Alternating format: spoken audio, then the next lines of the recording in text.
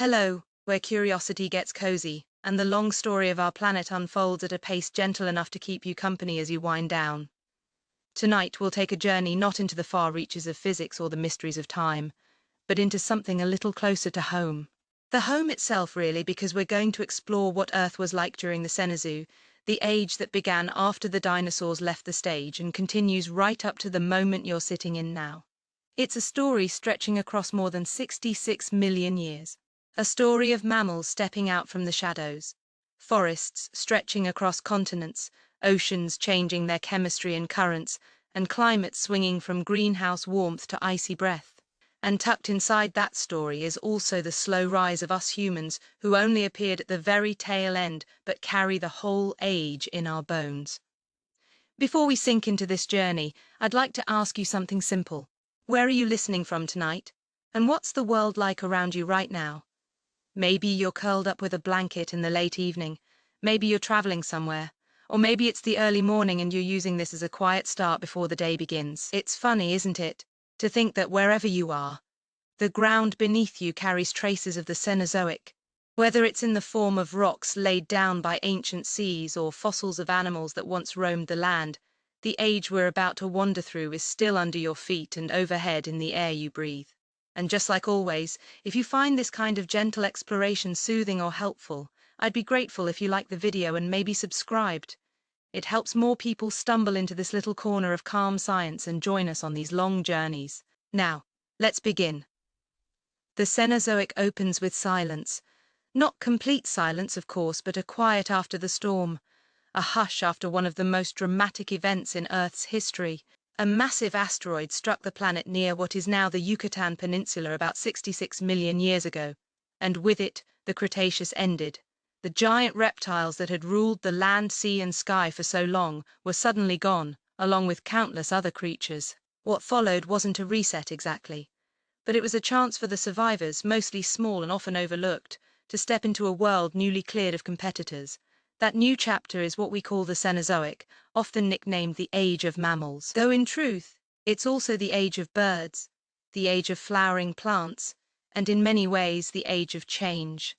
When we think about long spans of Earth's history, it's tempting to picture them as fixed or stable, as if once dinosaurs left the scene, mammals simply marched forward toward us. But the reality was far more complex, with climates rising and falling, oceans flooding and retreating, continents drifting and colliding, and entire ecosystems building themselves up only to be reshaped again and again. The Cenozoic wasn't just a stage for mammals to grow bigger, it was a laboratory of constant adjustment, where survival meant flexibility and innovation. Imagine the earliest moments right after the impact. The air would have been thick with dust, soot, and aerosols. Sunlight struggled to reach the surface, plants suffered, and animals that depended on them suffered too. But as months and years passed, the atmosphere cleared and life began to push forward again. In that recovery, you would have seen small mammals, many of them resembling shrews, opossums, or early primates, darting through undergrowth. Birds which had descended from small feathered dinosaurs also thrived. Crocodiles, turtles, and other resilient creatures carried on much as they had for millions of years already. The new world was familiar in parts, but also strangely open, filled with ecological opportunities that hadn't existed when massive sauropods and tyrannosaurs dominated the land. Forests began to spread across wide stretches of the planet. In the Paleocene, which was the first slice of the Cenozoic, Earth was warm and humid. Tropical forests reached into latitudes where today you'd find snowy mountains or cold seas. Imagine palm trees and broadleaf forests growing in places like Greenland or Alaska. That warmth meant ecosystems could be lush almost everywhere, and the creatures that lived there evolved to take advantage. Mammals diversified quickly, experimenting with new shapes and lifestyles. Some grew larger, filling niches once held by dinosaurs. Others stayed small but became more specialized. Early primates appeared with grasping hands and forward-facing eyes that set the stage for a lineage that would much later include us. The oceans, too, carried their share of survivors and innovators. Sharks, which had existed for hundreds of millions of years already, continued to dominate the seas. Bony fish diversified further. Marine reptiles like mosasaurs had vanished with the dinosaurs, but other creatures began to fill the gap. Early whales, still with legs and capable of moving on land, began their slow transformation into the fully aquatic giants we know today. Sea life was in flux, but it was also blossoming in new directions. If you'd been able to stand on the shore during those early Cenozoic years, you would have seen coastlines that looked both familiar and alien. Familiar because waves rolled in, and gull-like birds might have been wheeling overhead. Alien because the mix of plants along the shore was different. The insects buzzing around them were of species now long gone. And in the distance you might glimpse a group of hoofed mammals that looked vaguely like horses, but not quite. In every direction, the world was rebuilding itself, reshaping the tapestry that had been torn at the end of the Cretaceous. What makes this beginning so compelling is how quickly change came. In just a few million years, which sounds long but in geological terms is a blink, mammals grew into larger and more diverse forms. Some developed hooves and grazed on soft plants. Others became predators with sharp teeth and strong jaws. Rodents appeared and spread, their gnawing teeth allowing them to exploit seeds and tough vegetation. Bats evolved the ability to fly and navigate by sound, and primates, small and mostly tree-dwelling at first, began their long journey of adaptation and exploration. The climate in this early part of the Cenozoic was not only warm, but at times extremely warm. About 55 million years ago, during the Paleocene-Eocene thermal maximum, global temperatures spiked even higher, possibly triggered by massive releases of carbon into the atmosphere. Polar regions became nearly subtropical, and forests extended almost to the poles. Crocodiles swam in what is now the Arctic. Imagine a world without ice caps, with lush vegetation in places we associate today with tundra or frozen sea. That warmth had dramatic effects on ecosystems, driving rapid evolution in plants and animals alike. But Earth never sits still for long. As millions of years rolled on, climates began to shift again. Some regions cooled and dried, leading to the spread of grasslands. New landscapes opened, and with them came new ways of life. Grazing animals evolved teeth suited to grinding tough grasses. Predators adapted to chasing prey across open plains, rather than ambushing them in dense forests. Birds too grew into remarkable forms, some of them flightless giants that could run down small mammals, others swift hunters that took to the skies. The continents themselves were not fixed in place, but kept drifting. South America for much of the Cenozoic was isolated like a giant island continent. There it developed unique animals like enormous flightless predatory birds, giant sloths, and armored mammals related to armadillos. Australia, also isolated, became home to marsupials that filled roles taken by placental mammals elsewhere. Over time, collisions between continents reshaped mountains and altered ocean currents. The rise of the Himalayas, for example, came from India, colliding with Asia, and that towering range not only transformed the landscape, but also influenced global climate by altering wind and rainfall patterns. The Cenozoic is often described as a story of mammals taking over, but it's equally a story of Earth's climate system experimenting with extremes. There were long, warm intervals and sharp coolings, dry expansions of deserts and wet periods when forests marched forward again. Glaciers advanced and retreated. Sea levels rose and fell. Each swing left its imprint in the fossils, in the chemistry of rocks, and in the DNA of species that survived by adjusting. And through all of this, the planet was slowly building toward the world we recognize today. The animals became more familiar, the plants more like those in your garden or local park, the landscapes closer to what you'd see on a globe. But if you had been alive at almost any point in the Cenozoic, you would have noticed differences. Horses, for instance, began tiny dog-sized creatures browsing in forests, nothing like the tall grazers of the plains we know now. Elephants had many odd relatives, some with 4 tusks, some with shovel-like jaws. Whales still carried echoes of their land-dwelling past in their anatomy. Even the apes and early humans that eventually appeared were part of a shifting, branching tree full of experiments in form and behavior. It's worth remembering that while we tell this as a story with a beginning and a path forward, the organisms living at each stage didn't know what was coming. They simply lived, reproduced, and adapted to the world around them. From their perspective, each age was complete and whole, just as ours feels now. The forests of the early Paleocene weren't waiting for grasslands to appear, and the mammoths of the Pliocene weren't waiting for humans to invent fire. Each moment was its own present, its own now, full of challenges and opportunities.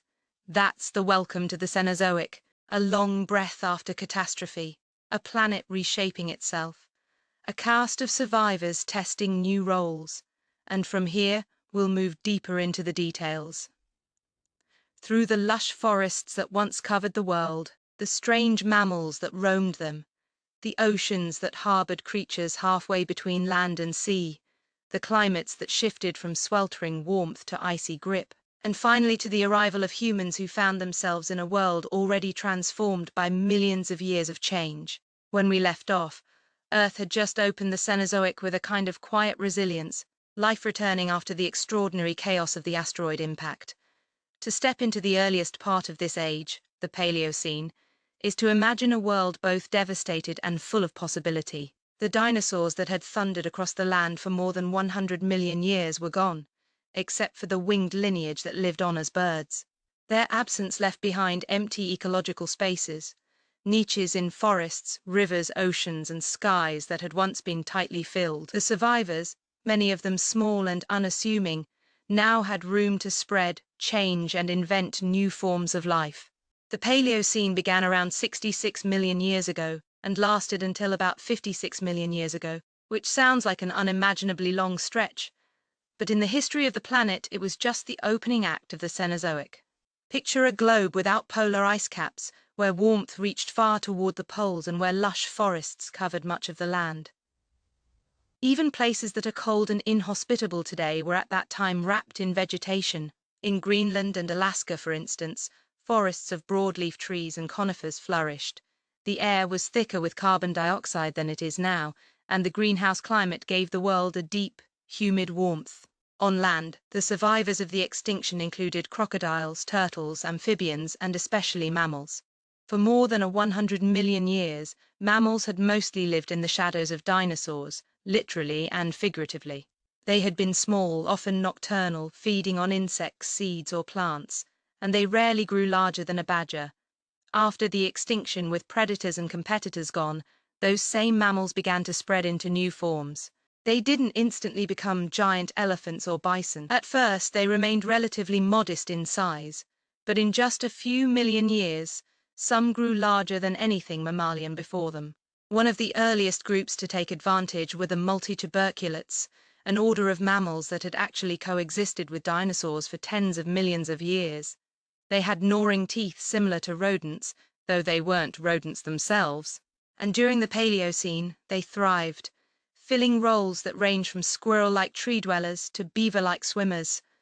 For a time, they were among the most successful mammals in history, though they would eventually fade as true rodents evolved and outcompeted them. At the same time, the ancestors of modern groups were branching out. Early primates, for example, appeared in the Paleocene. They were small, lived in trees, and had features like grasping hands and feet, giving them an advantage in navigating forest canopies. From these humble beginnings, the primate lineage would eventually give rise to monkeys, apes, and humans. But for now, they were simply small, nocturnal creatures scurrying through the lush Paleocene forests. The predators of this time were not yet cats, dogs, or bears. Instead, mammals like creodons fill the carnivorous roles. These animals are now entirely extinct, but in the Paleocene they were the top land hunters with sharp teeth and strong jaws. Some were small, others grew larger, and they preyed on the herbivores that were themselves experimenting with new shapes and sizes.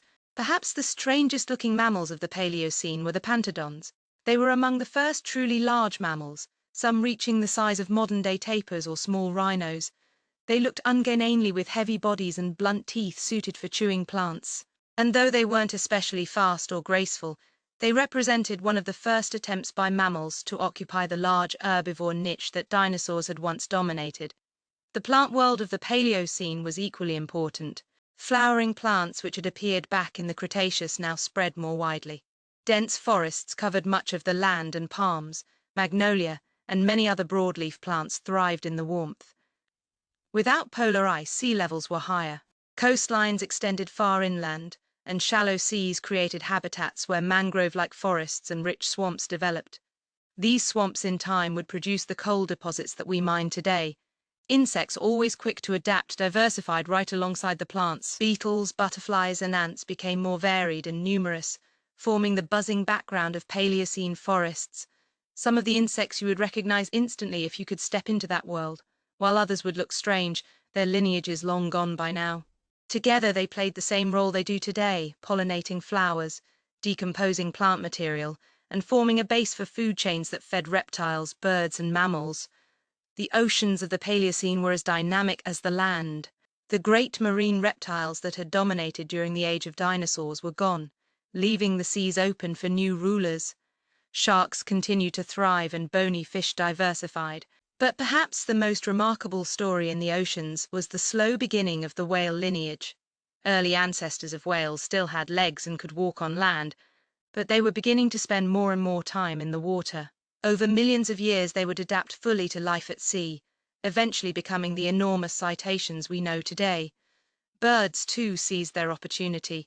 Having descended from small feathered dinosaurs, they spread into every corner of the world during the Paleocene. Some evolved into giant flightless forms, towering over mammals and acting as top predators. In South America, which remained isolated as its own continent, enormous flightless birds with massive beaks became apex hunters, a role they held for millions of years. Smaller birds, meanwhile, filled niches as cetars, insectivores, and fishes, just as they do today. If you could stand on a Paleocene hillside and look across the landscape, you would notice how different the animals looked compared to modern ones. There would be no horses, no cats, no elephants, no bears. Instead, the mammals would seem vaguely familiar, but somehow off, as if drawn from memory by someone who had only heard descriptions. A hoofed animal might look like a pig but with strange teeth. A predator might look like a dog, but with a head shaped differently. Birds might resemble giant cranes or ostriches, but with a more menacing edge. The plants would be lush and tropical, stretching into regions that today are frozen or dry. It's easy to think of the Paleocene as simply the recovery period after the extinction. But it was more than that. It was a time when ecosystems were being reinvented. Without dinosaurs towering over everything, mammals and birds had room to try new strategies. Some succeeded brilliantly, establishing lineages that still exist. Others were experiments that flourished for a while and then disappeared.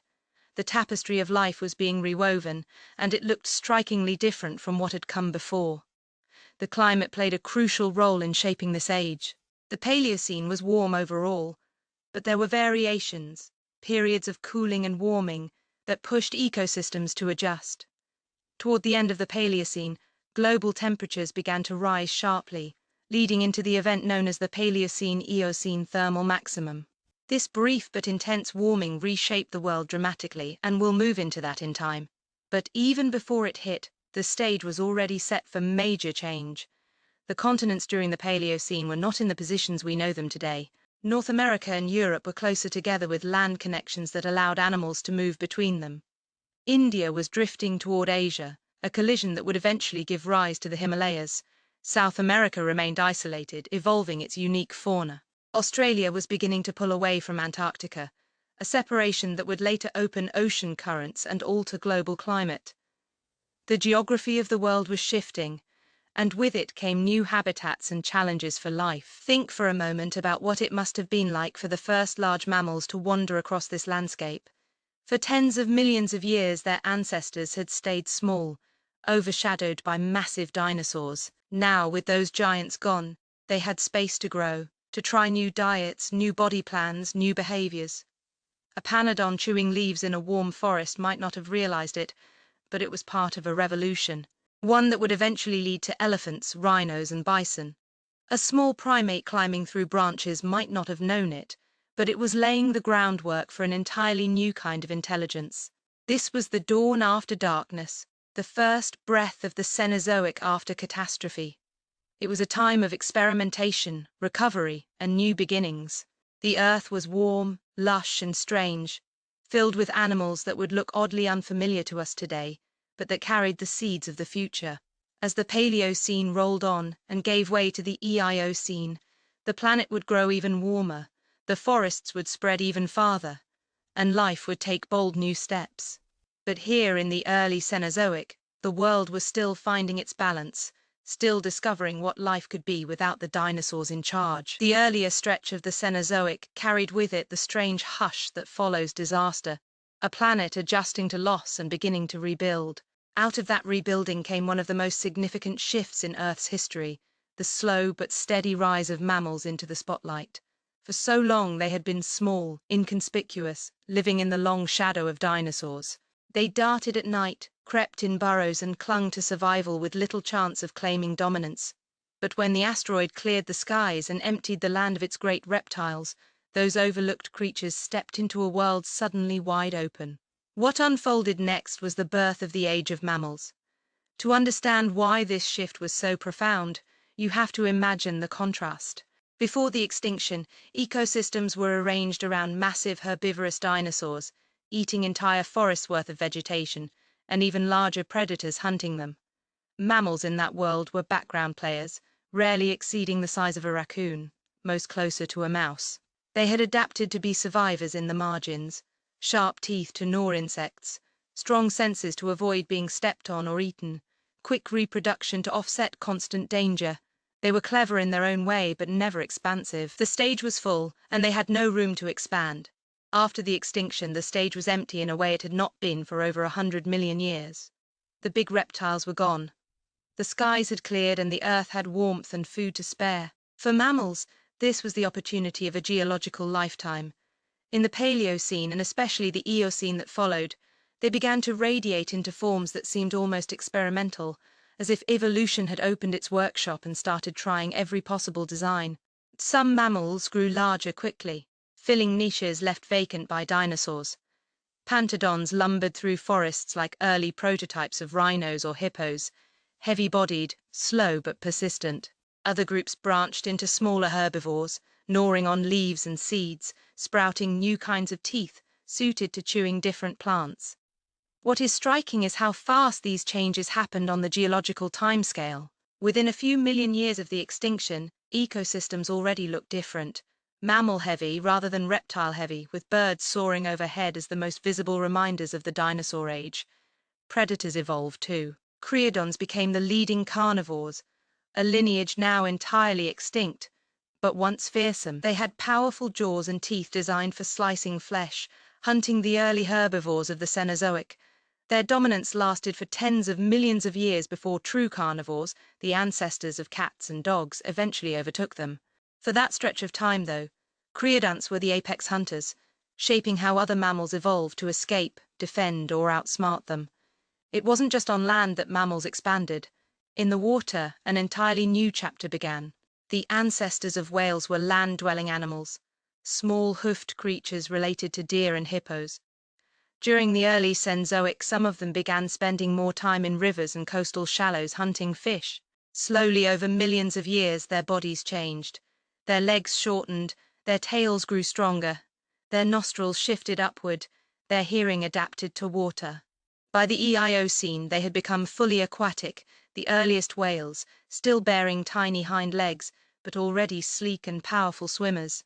From that point forward, the oceans would never be without mammalian giants. Bats also appeared early in this age, taking to the skies in a way no mammal had done before.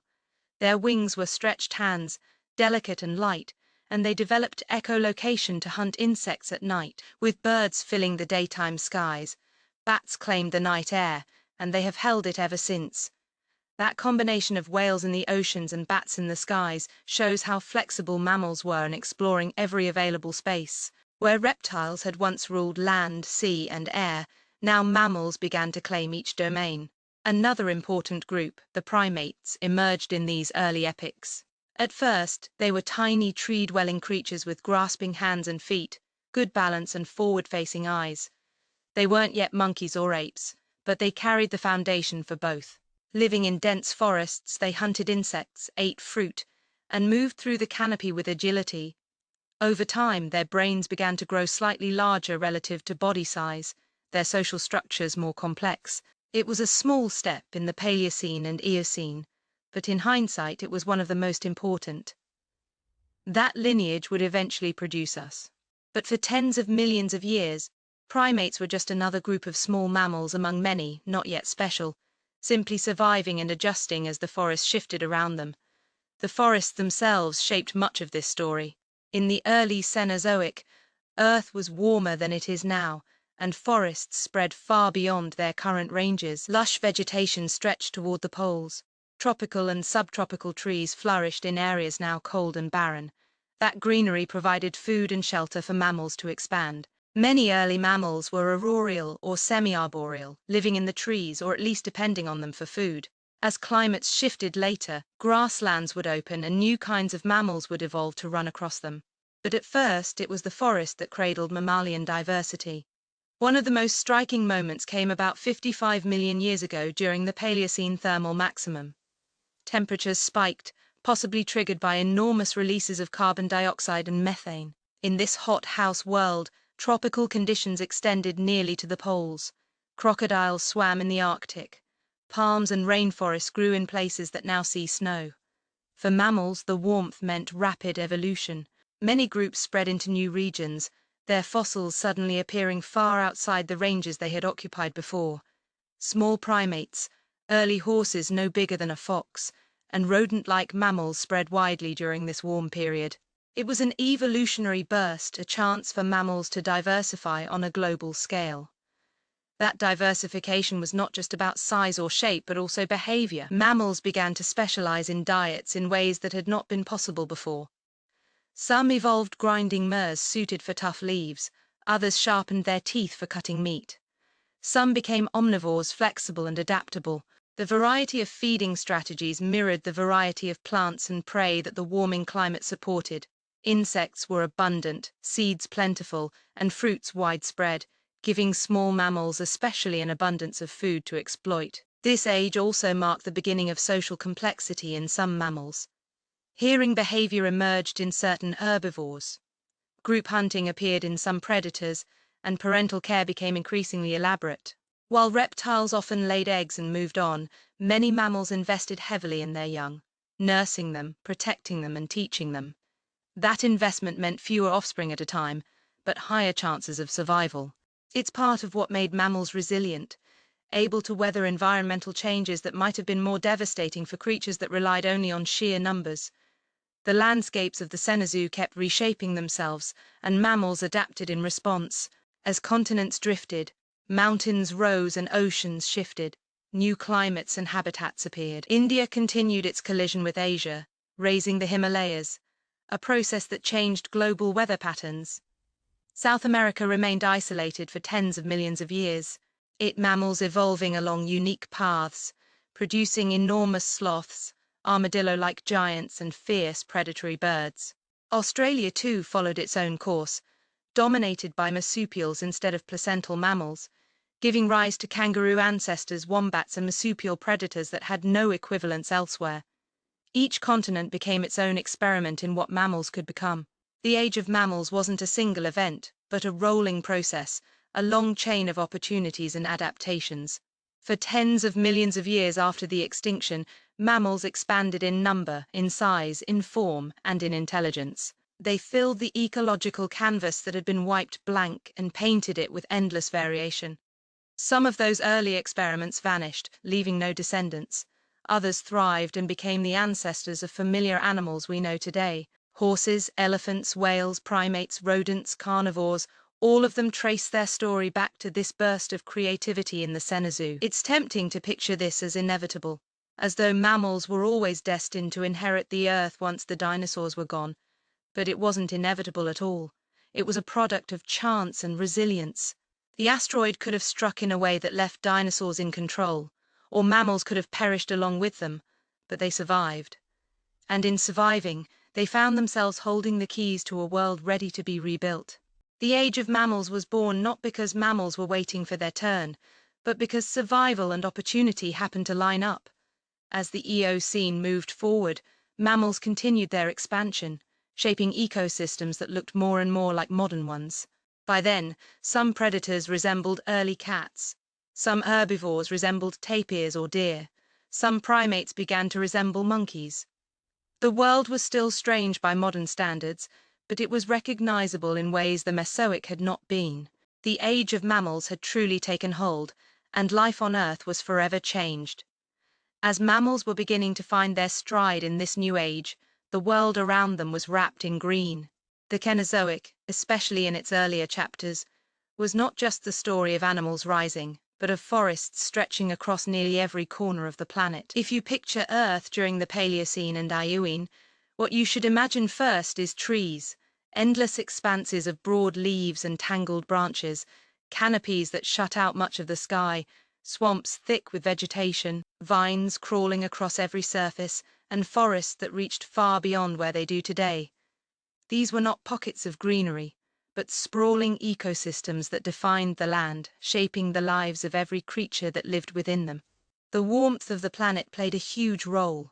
With no polar ice caps and carbon dioxide levels higher than today, the greenhouse climate kept even the far north and south hospitable for dense plant life. Fossil evidence from places like Greenland and Alaska tells us that forests flourished there, full of species that we now associate with tropical or subtropical regions. Crocodiles and turtles lived in those high latitudes, thriving in conditions that seem unimaginable if you stand there now under snow and ice.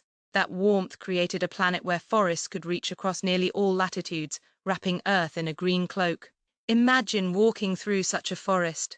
The air would be heavy with humidity, the ground soft with layers of fallen leaves, fungi, and moss. Towering trees would block most of the sunlight, creating a world of shade and shadow. Insects buzzed constantly, their populations booming with the abundance of food. Birds flitted through the canopy, some small and song-filled, others large and flightless, stalking prey along the forest floor. Mammals moved in the underbrush, some small and rodent-like, others heavier, browsing leaves or fruit. Primates, still in their early stages, leapt from branch to branch, their grasping hands and feet perfectly suited for this world of wood and vine. Forests during the early Cenozoic were dominated by angiosperms, flowering plants that had already risen in the Cretaceous but now spread more widely. Magnolia, palms, sycamores, and countless others thrived. Ferns and conifers remained part of the landscape too, especially in cooler or wetter pockets. But it was the flowering plants that defined the age. Their flowers drew insects, their fruits fed mammals and birds, and their roots helped stabilize soils in ways that shaped rivers and wetlands. The partnership between flowering plants and pollinating insects deepened, a relationship that still structures much of life on Earth today. One of the most remarkable aspects of these forests was their reach. Fossils show us that palms grew in Wyoming, crocodiles swam in Arctic rivers, and dawn redwoods stood tall in what are now polar regions. The forest blurred the distinction between tropical and temperate, creating ecosystems that were both familiar and strange. For mammals evolving within them, the forest provided food, shelter, and endless natures to exploit. Those early primates, for example, would never have thrived in a barren grassland. Their survival depended on trees, and the trees were everywhere. These forests also tell us something about how Earth's climate system can operate. When carbon dioxide levels rise, warmth spreads and forests can follow. The Cenozoic shows that our planet is capable of hosting a nearly ice-free world dominated by green. But those same conditions come with consequences. With so much vegetation, decomposition was rapid, producing layers of rich soil in some places and coal beds in others. Swamps trapped organic matter that would over millions of years become fossil fuels. Rivers wound through dense forests carrying sediments that layered into rocks we now study. Every tree that grew, every leaf that fell became part of Earth's geological record. Animals adapted to this forested planet in fascinating ways. Many early mammals developed traits that worked well in dense vegetation: flexible ankles for climbing, sharp eyes for spotting movement in low light, and diets that included fruit, leaves, and insects. Some grew larger and specialized, while others stayed small and nimble. For herbivores, the abundance of soft vegetation made browsing easy. For predators, dense cover meant ambush hunting rather than long chases. Birds, too, evolved in step with the forests. Some spread into niches as fruit eaters, others as insect hunters, still others as ground-dwelling giants in areas where the canopy gave way to more open patches. The sheer productivity of these forests made them engines of evolution. Insects diversified alongside flowering plants, creating complex webs of pollination and predation. Mammals took advantage of the fruits and seeds, spreading them far and wide. Predators learned to adapt to prey that could climb, fly, or hide among thick undergrowth. And when climates shifted, those forests pulled back or surged forward, carrying species with them and reshaping the map of biodiversity. Toward the end of the Paleocene and into the Eocene, the world entered one of its warmest stretches in all of Earth's history. The Paleocene-Eocene thermal maximum pushed global temperatures even higher, flooding the planet with tropical conditions. Forests spread almost to the poles. Imagine standing in what is now northern Canada and seeing a landscape not of spruce and pine, but of broadleaf trees and crocodiles in the rivers. That warmth triggered migrations of mammals across continents, as animals adapted to one region suddenly found suitable conditions in another. Fossils show sudden appearances of species far outside their previous ranges, evidence of a planet in flux, its forests pulling life along like green highways. But forests never static. As the Eocene gave way to later epochs, climates began to cool and forests retreated. Grasslands slowly expanded in some regions, setting the stage for a very different kind of world. Yet during the height of the Cenozoic forests for millions upon millions of years, they were the dominant backdrop. They were the great stage on which mammals found their first major opportunities, where primates began their long climb toward complexity, where early horses browsed leaves in shaded clearings, and where bats filled the night air with their calls. To appreciate just how sweeping these forests were, think about the distribution of life today. Tropical forests like the Amazon, the Congo, or Southeast Asia are rich but limited in their reach. In the early Cenozoic, that kind of richness stretched across continents, touching places we now think of as too cold or too dry. The planet was in many ways a greenhouse garden overflowing with green. That abundance was both a gift and a challenge. It meant food and shelter, but it also meant competition, predators lurking behind every tree, parasites thriving in humid air, and constant adaptation to dense and changing environments.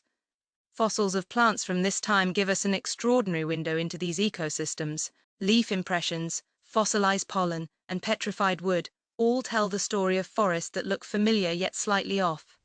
A magnolia leaf from Wyoming, a palm trunk from Alaska, a pollen grain from what is now Europe.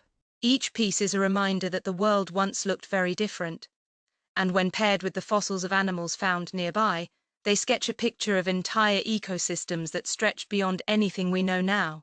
The dominance of forests also shaped the chemistry of the atmosphere.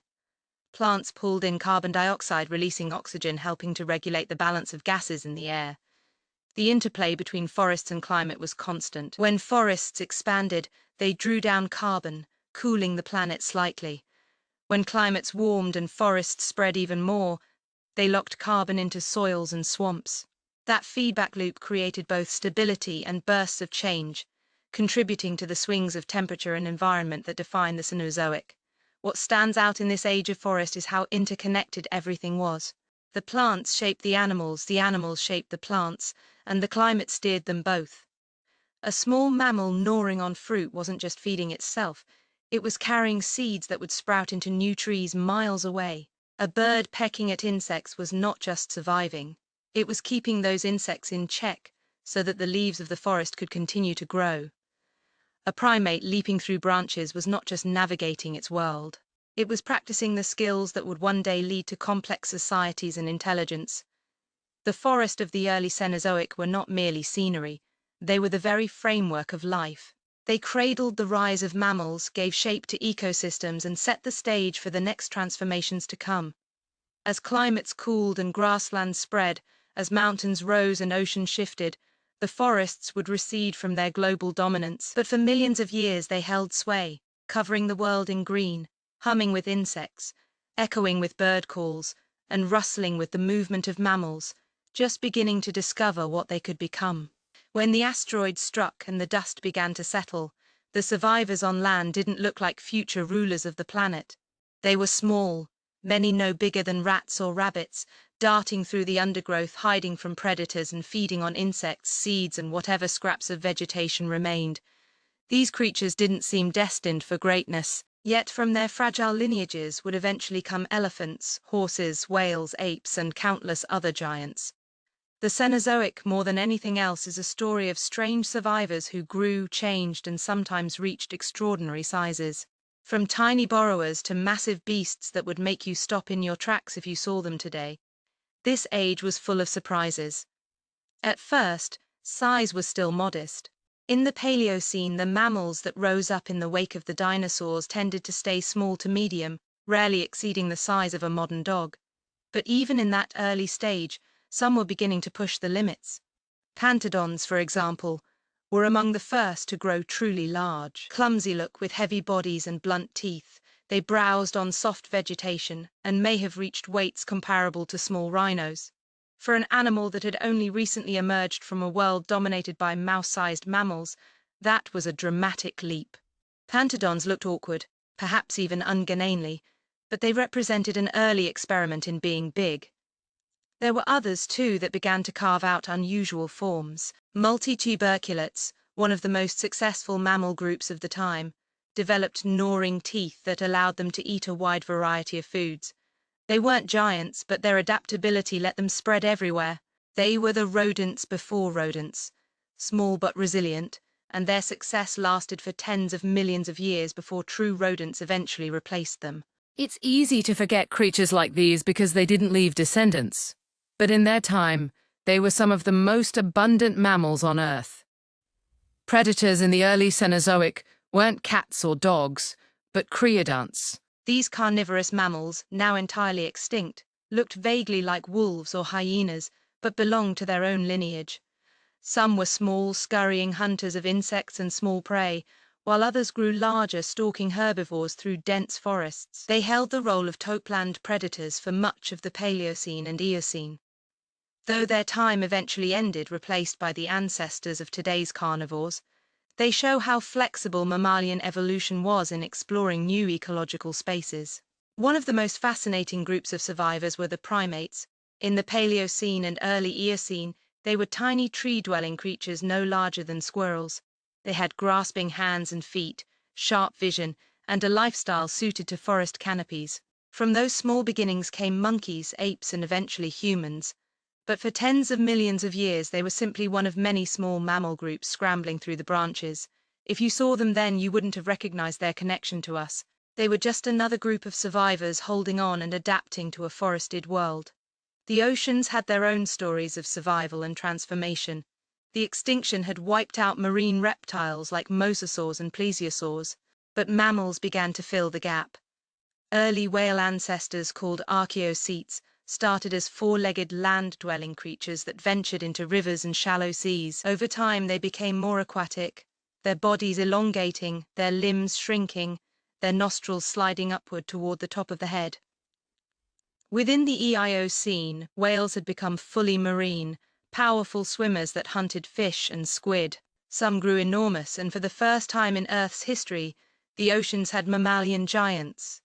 Meanwhile, bats were testing the skies. They appear in the fossil record in the early Eocene, already capable of flight and echolocation. Their wings stretched across elongated fingers gave them access to a nighttime world rich with insects. In a planet dominated by forests, the ability to fly at night and hunt in the dark was a brilliant strategy. They remain one of the most successful groups of mammals today, but their roots trace back to that same wave of survivors exploring every niche they could. The march from small to giant didn't happen evenly. For some lineages, size was the key to success. Larger herbivores could reach higher leaves, deter smaller predators, and travel longer distances. Larger predators could bring down bigger prey. But being big came with costs too. It meant more food, producing fewer offspring, and being more vulnerable to sudden climate shifts. Some giants flourished for millions of years before vanishing. Others shrank again, adapting to changing conditions. One particularly odd group, the Uintatharazes, lived during the Eocene. They were massive herbivores with bulky bodies and strange skulls covered in bony knobs and protrusions. Some had saber-like canine teeth, unusual for plant eaters. They looked like something dreamed up from scraps of other animals. A mixture of rhinoceros, elephant, and hippo, but belonging to none of those groups. For a few million years, they were among the largest mammals alive before disappearing entirely, leaving behind no descendants. They were evolutionary experiments, successful for a while but ultimately temporary. South America, isolated during much of the Cenozoic, became a land of strange survivors all its own. Without competition from northern predators, enormous flightless birds known as forest rids or terror birds became top hunters. Some grew taller than humans with sharp beaks powerful enough to crush bone. Alongside them lived sloths that eventually grew to the size of elephants, armadillo-like gypodons with shells as big as cars and giant rodent relatives heavier than a person. Isolation turned South America into an evolutionary laboratory, producing giants that would have seemed bizarre anywhere else. Australia followed a different path. Cut off from the other continents, it became dominated by marsupials. Some grew into massive kangaroo ancestors, others into carnivorous predators like Thylo, a marsupial lion with slicing teeth and strong forelimbs. For tens of millions of years, Australia's mammals developed almost entirely apart from placental mammals, giving the continent its uniquely strange wildlife. The survivors there show how much geography mattered in shaping what became giants and what remained small. As the Cenozoic rolled forward, size extremes became more common. Horses, which started out in the Eocene no bigger than foxes, eventually grew into the powerful grazers we know today. Elephants began with small pig-like ancestors before evolving into towering tusk giants. Rhinos too grew from modest beginnings into some of the largest land mammals ever, with some species in the Miocene and Oligocene standing taller than modern giraffes. The record holder for size among land mammals, Parasaurolotherium, lived during the Holocene and could reach nearly 20 feet at the shoulder, weighing more than 20 tons. From tiny beginnings, the age had produced true behemoths. But size was not always the measure of survival. Many of the most successful mammal groups remained small. Rodents, for example, spread across the world, their ever-growing teeth allowing them to exploit countless food sources. Insects provided a reliable diet for bats and small primates. Shrews and moles flourished in underground burrows. These animals thrived not by becoming massive, but by reproducing quickly, adapting easily, and exploiting the details of ecosystems too small for giants to notice. In the balance of survival, both tiny and titanic forms had their place. The diversity of sizes also reflected the shifting environments of the Cenozoic. In the lush greenhouse forests of the early age, small mammals found plenty of cover and food. As climates cooled and grasslands expanded, larger grazers evolved to roam the open plains and predators grew larger to chase them. The constant push and pull of climate and vegetation shaped who grew, who shrank, and who disappeared. When we look back on these survivors, it's tempting to focus only on the giants because they're so dramatic.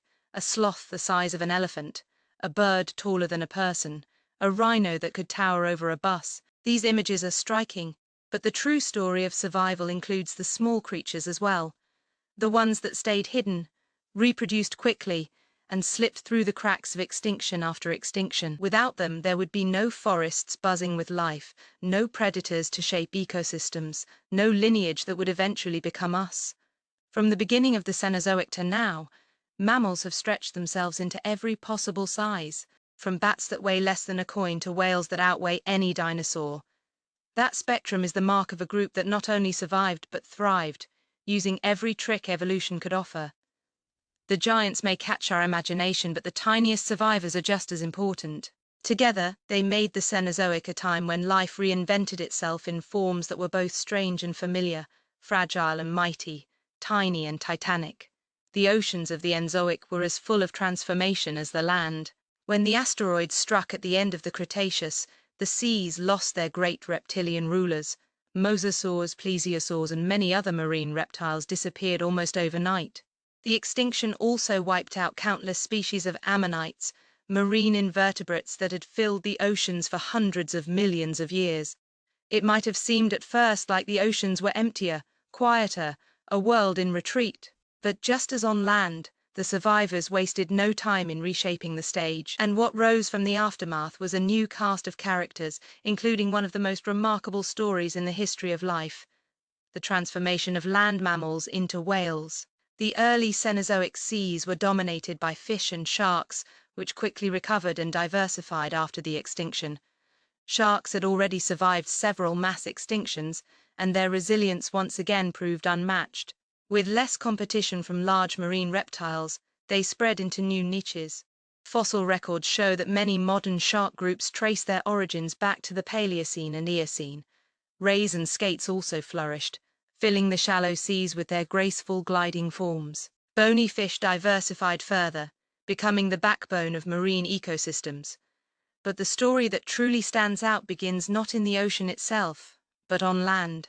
Around 50 million years ago, a group of small hoofed mammals living near rivers and coastlines began to spend more time in the water. These creatures related to early even-toeded ungulate resembled small deer or pig-like animals. One of the earliest known is Pachycetus, an animal with 4 sturdy legs, a long snout, and teeth suited for eating fish. It could walk on land perfectly well, but evidence from its ear bones shows that it was already developing adaptations for hearing underwater. Pachycetus marks the first step on the long road to whales. From there, the transformation continued. Ambulus, sometimes called the walking whale, appeared a little later. It had short legs with webbed feet, a long body, and a powerful tail. It likely swam much like an otter or crocodile, paddling with its limbs and undulating its body. Ambulitus could still come onto land, though it may have been clumsy there, but in the water it was agile and dangerous. Its jaws and teeth suggest it hunted fish and perhaps even ambushed animals at the water's edge, much like a crocodile.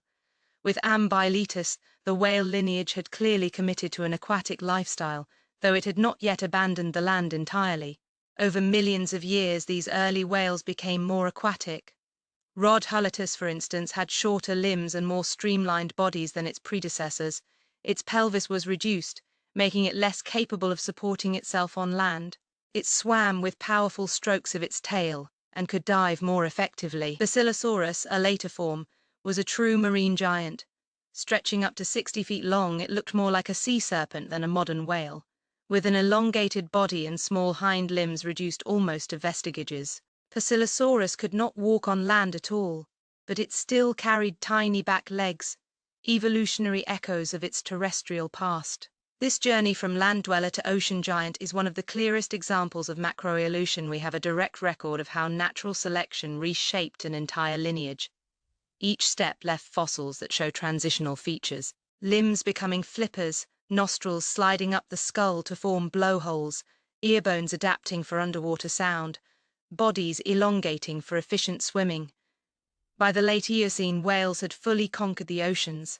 Some evolved into filter-feeding baleen whales, while others became the toothed whales, ancestors of dolphins and orcas. From small hoofed mammals came creatures larger than any dinosaur had ever been, the true giants of the sea. Alongside whales, other marine mammals also appeared during the Cenozoic. Seals, sea lions, and walruses evolved from carnivorous land mammals that returned to the sea in a different way. Unlike whales, they retained the ability to come ashore and still do today. Manatees and dong, the sirenians, also evolved in the Eocene, related to elephants rather than whales. These slow-moving herbivores grazed on seagrass in shallow waters, shaping coastal ecosystems much as they still do. The oceans of the Cenozoic weren't just fish and invertebrates anymore. They were increasingly mammalian. The coral reefs of the Cenozoic also tell part of this story. After the extinction, reefs collapsed in many places, but they rebuilt themselves in the new age. Corals flourished again, creating vast reef systems that became hubs of biodiversity. These reefs supported fish, crustaceans, mollusks, and the first appearances of many modern reef dwellers. They also provided safe havens for juvenile animals, places where life could shelter and grow before venturing into open waters. The reef ecosystems we see today have their roots in this recovery and expansion during the Cenozoic. The oceans themselves were not static. Currents shifted as continents moved. When South America remained connected to Antarctica, warm currents circled freely, keeping the poles mild. But as South America drifted northward and separated from Antarctica, a circumpolar current developed around the southern continent. That isolation allowed Antarctica to freeze, beginning the long march toward ice ages. Ocean circulation patterns changed with it, redistributing heat around the globe and altering marine ecosystems. The opening and closing of seaways, such as the connection between North and South America, or between Africa and Eurasia, repeatedly reshaped ocean life.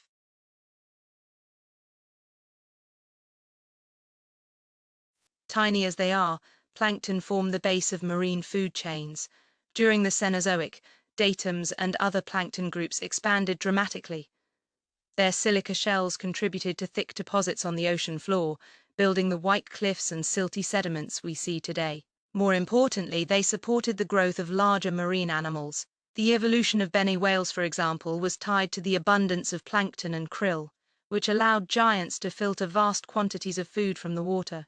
Without plankton blooms, the modern giants of the sea would not exist. The Cenozoic seas were not just rich in mammals, but also in oddities. Giant penguins lived during the Paleocene and Eocene, some standing taller than a person. They waddled on land but swam powerfully underwater, hunting fish in warm southern seas. Sharks reached enormous sizes too, most famously with Megalodon in the Miocene, a predator that could grow over 50 feet long and prey on whales. Though Megalodon eventually went extinct, it remains one of the most iconic marine giants of the age. All of these changes show how dynamic the oceans were during the Cenozoic. They began the era as worlds emptied of reptiles and ammonites, and they filled again with mammals, fish, birds, and invertebrates. The return of giants, this time mammals rather than reptiles, reminds us how quickly life can adapt to opportunities. From Pachycetus on a riverbank to Basilosaurus in the open ocean was only a few million years, a blink in deep time. And from there to the blue whales that glide through the oceans today was just another step. If you imagine standing on the shore during the early Eocene, you might see an animal like Ambuletus lumbering out of the water, jaws dripping, eyes scanning for prey.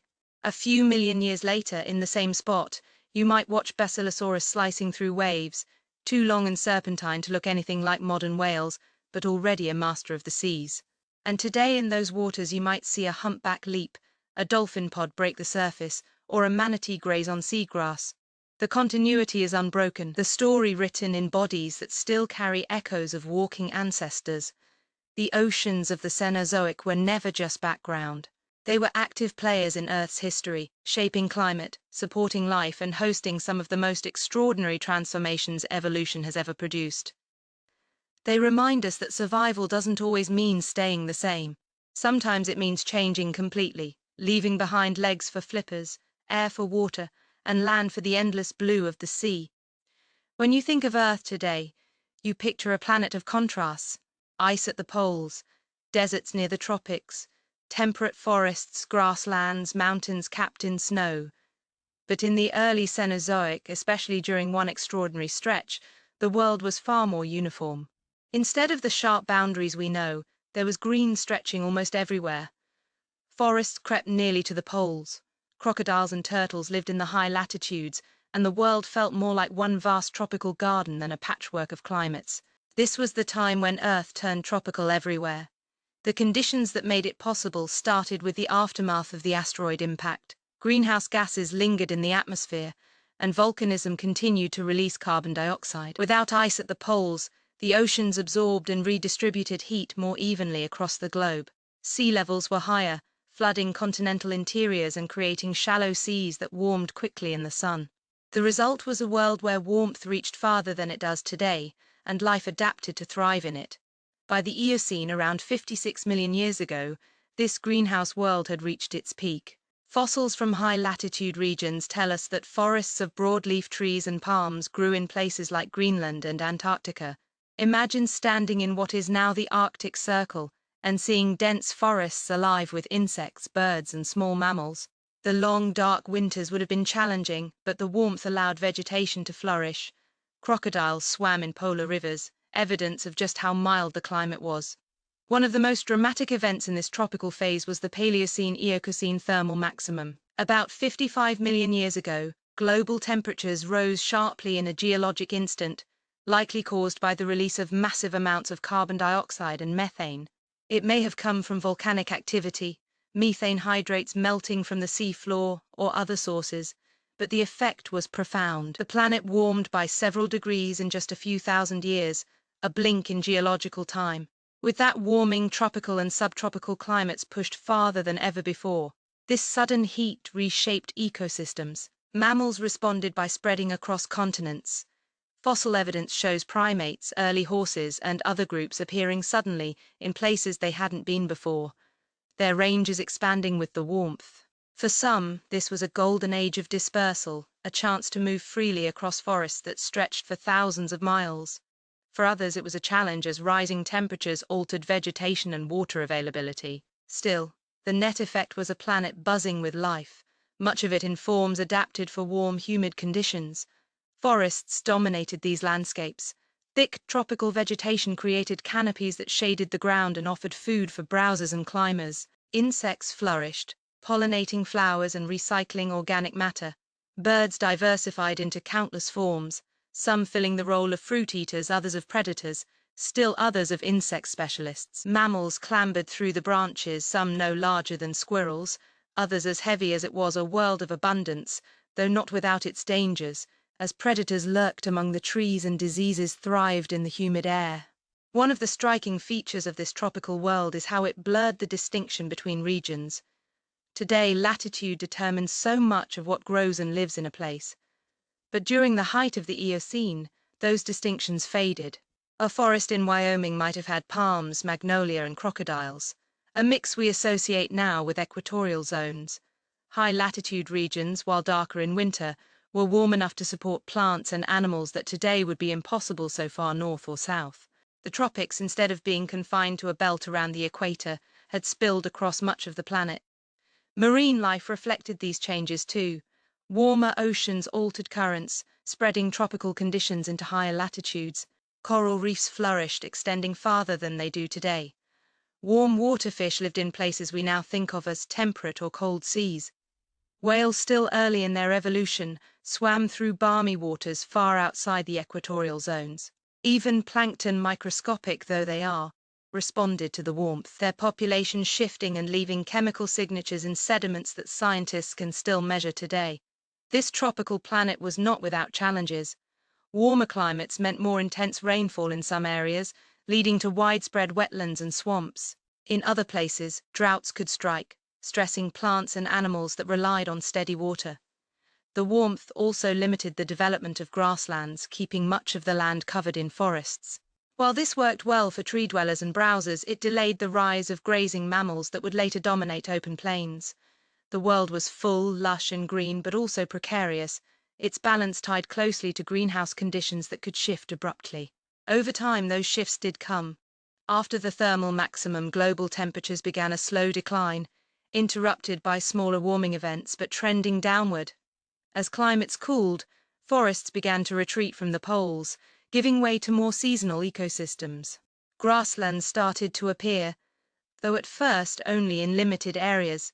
The tropical everywhere phase faded, replaced by a world with sharper contrasts. Still, for millions of years, Earth had been a planet of near universal green, and the legacy of that period remained in the lineages of animals and plants that had adapted to it. For mammals, the tropical world was a springboard. Early primates thrived in the dense forest, spreading widely and diversifying into new forms. Hoofed mammals browsed on leaves and fruits, some growing larger, others staying small and nimble. Predators evolved sharper senses and stealthier tactics to hunt in dense vegetation. Even the ancestors of whales likely benefited, as warm coastal waters provided rich feeding grounds for creatures transitioning from land to sea. The abundance of food and shelter allowed many lineages to take risks, try new strategies, and flourish in ways that would echo throughout the rest of the plants too, took advantage of the warmth. Flowering plants spread into nearly every corner of the globe, creating partnerships with insects and birds that remain fundamental today. Pollen records show vast ranges for species that are now confined to small tropical regions. Forests became engines of productivity, pulling carbon from the atmosphere and locking it into soils and sediments. The carbon cycle of the planet was deeply tied to these forests, and when climates cooled later, their retreat would alter that balance significantly. For us, looking back, this world is almost alien. It's hard to picture crocodiles swimming in Arctic rivers or palms growing in Alaska or rainforests covering what are now deserts and prairies. Yet, the evidence is clear in fossils, sediments, and chemical traces. The tropical everywhere planet was real, and it shaped the course of life in profound ways. It shows us that Earth's climate can be radically different, that what seems normal now is just one version among many. The lesson of this time is that life is deeply adaptable, but it is also deeply dependent on climate. When the world warmed, forests spread and animals followed. When the world cooled, forest retreated, and new ecosystems emerged. The tropical planet was not permanent, but it left behind a record of resilience and transformation. It gave mammals the opportunity to rise. It gave primates the chance to flourish, and it set the stage for the grasslands and ice ages that would come later. For millions of years, Earth wore a green cloak that stretched from pole to pole, a vision of abundance unlike anything we know today.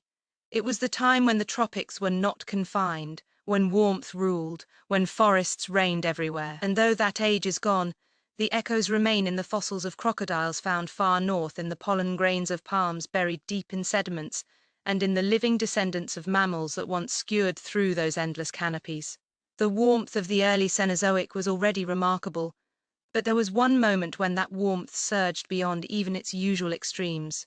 It was a geological instant that unsettled ecosystems, reshaped coastlines, and left a mark so distinct in the fossil record and in sediments that scientists can still see it today. This moment is known as the Paleocene-Eocene thermal maximum, Sometimes simply called the Iowine heatwave. It was a planetary fever, and though it lasted only about 200,000 years, it changed the course of life in ways that echoed for millions afterward. To understand what made this event mysterious, you first need to imagine just how sudden it was. In the language of geology, sudden usually means millions of years, but the heatwave began in less than 20,000, possibly less than 10%. That's almost instantaneous on the scale of deep time. Within that short window, global temperatures rose by at least 5 to 8 degrees. The poles, already mild compared to today, became almost subtropical. Tropical zones pushed farther outward and ecosystems shifted rapidly. For the plants and animals living through it, the world transformed within only a few hundred generations. The trigger remains debated. Some evidence suggests a massive release of carbon dioxide from volcanic activity, especially in regions like what is now Iceland, where huge volcanic outpourings occurred around that time. Other evidence points to methane hydrates, vast amounts of frozen methane trapped in seafloor sediments, suddenly destabilizing and bubbling into the atmosphere. Methane is an even more powerful greenhouse gas than carbon dioxide, and a rapid release could have pushed the climate into overdrive. Whatever the source, the result was clear. The atmosphere loaded with greenhouse gases, and Earth tipped into one of the warmest intervals it has experienced since the extinction of the dinosaurs. The consequences were everywhere. In the oceans, the chemistry shifted as higher carbon dioxide levels made waters more acidic. This stress affected marine life, particularly tiny FRA plankton with calcium carbonate shells that are sensitive to acidity. Fossil records show many lineages went extinct during this period, while others rapidly evolved. In the open sea, surface temperatures rose, currents changed, and ecosystems reorganized. Coral reefs retreated in some areas while other organisms took their place. The ocean floor itself recorded the event in sediment stained with unusual chemical signatures, clear markers of the heat wave. On land, forests that were already widespread surged even farther. Tropical and subtropical plants grew in regions far from the equator, and animals followed. Fossils show the sudden appearance of mammal groups in new places, evidence that warming opened migration routes and new habitats. Small horses, primates, and artactyls expanded into North America and Europe within just a few thousand years, a migration wave made possible by the warmth.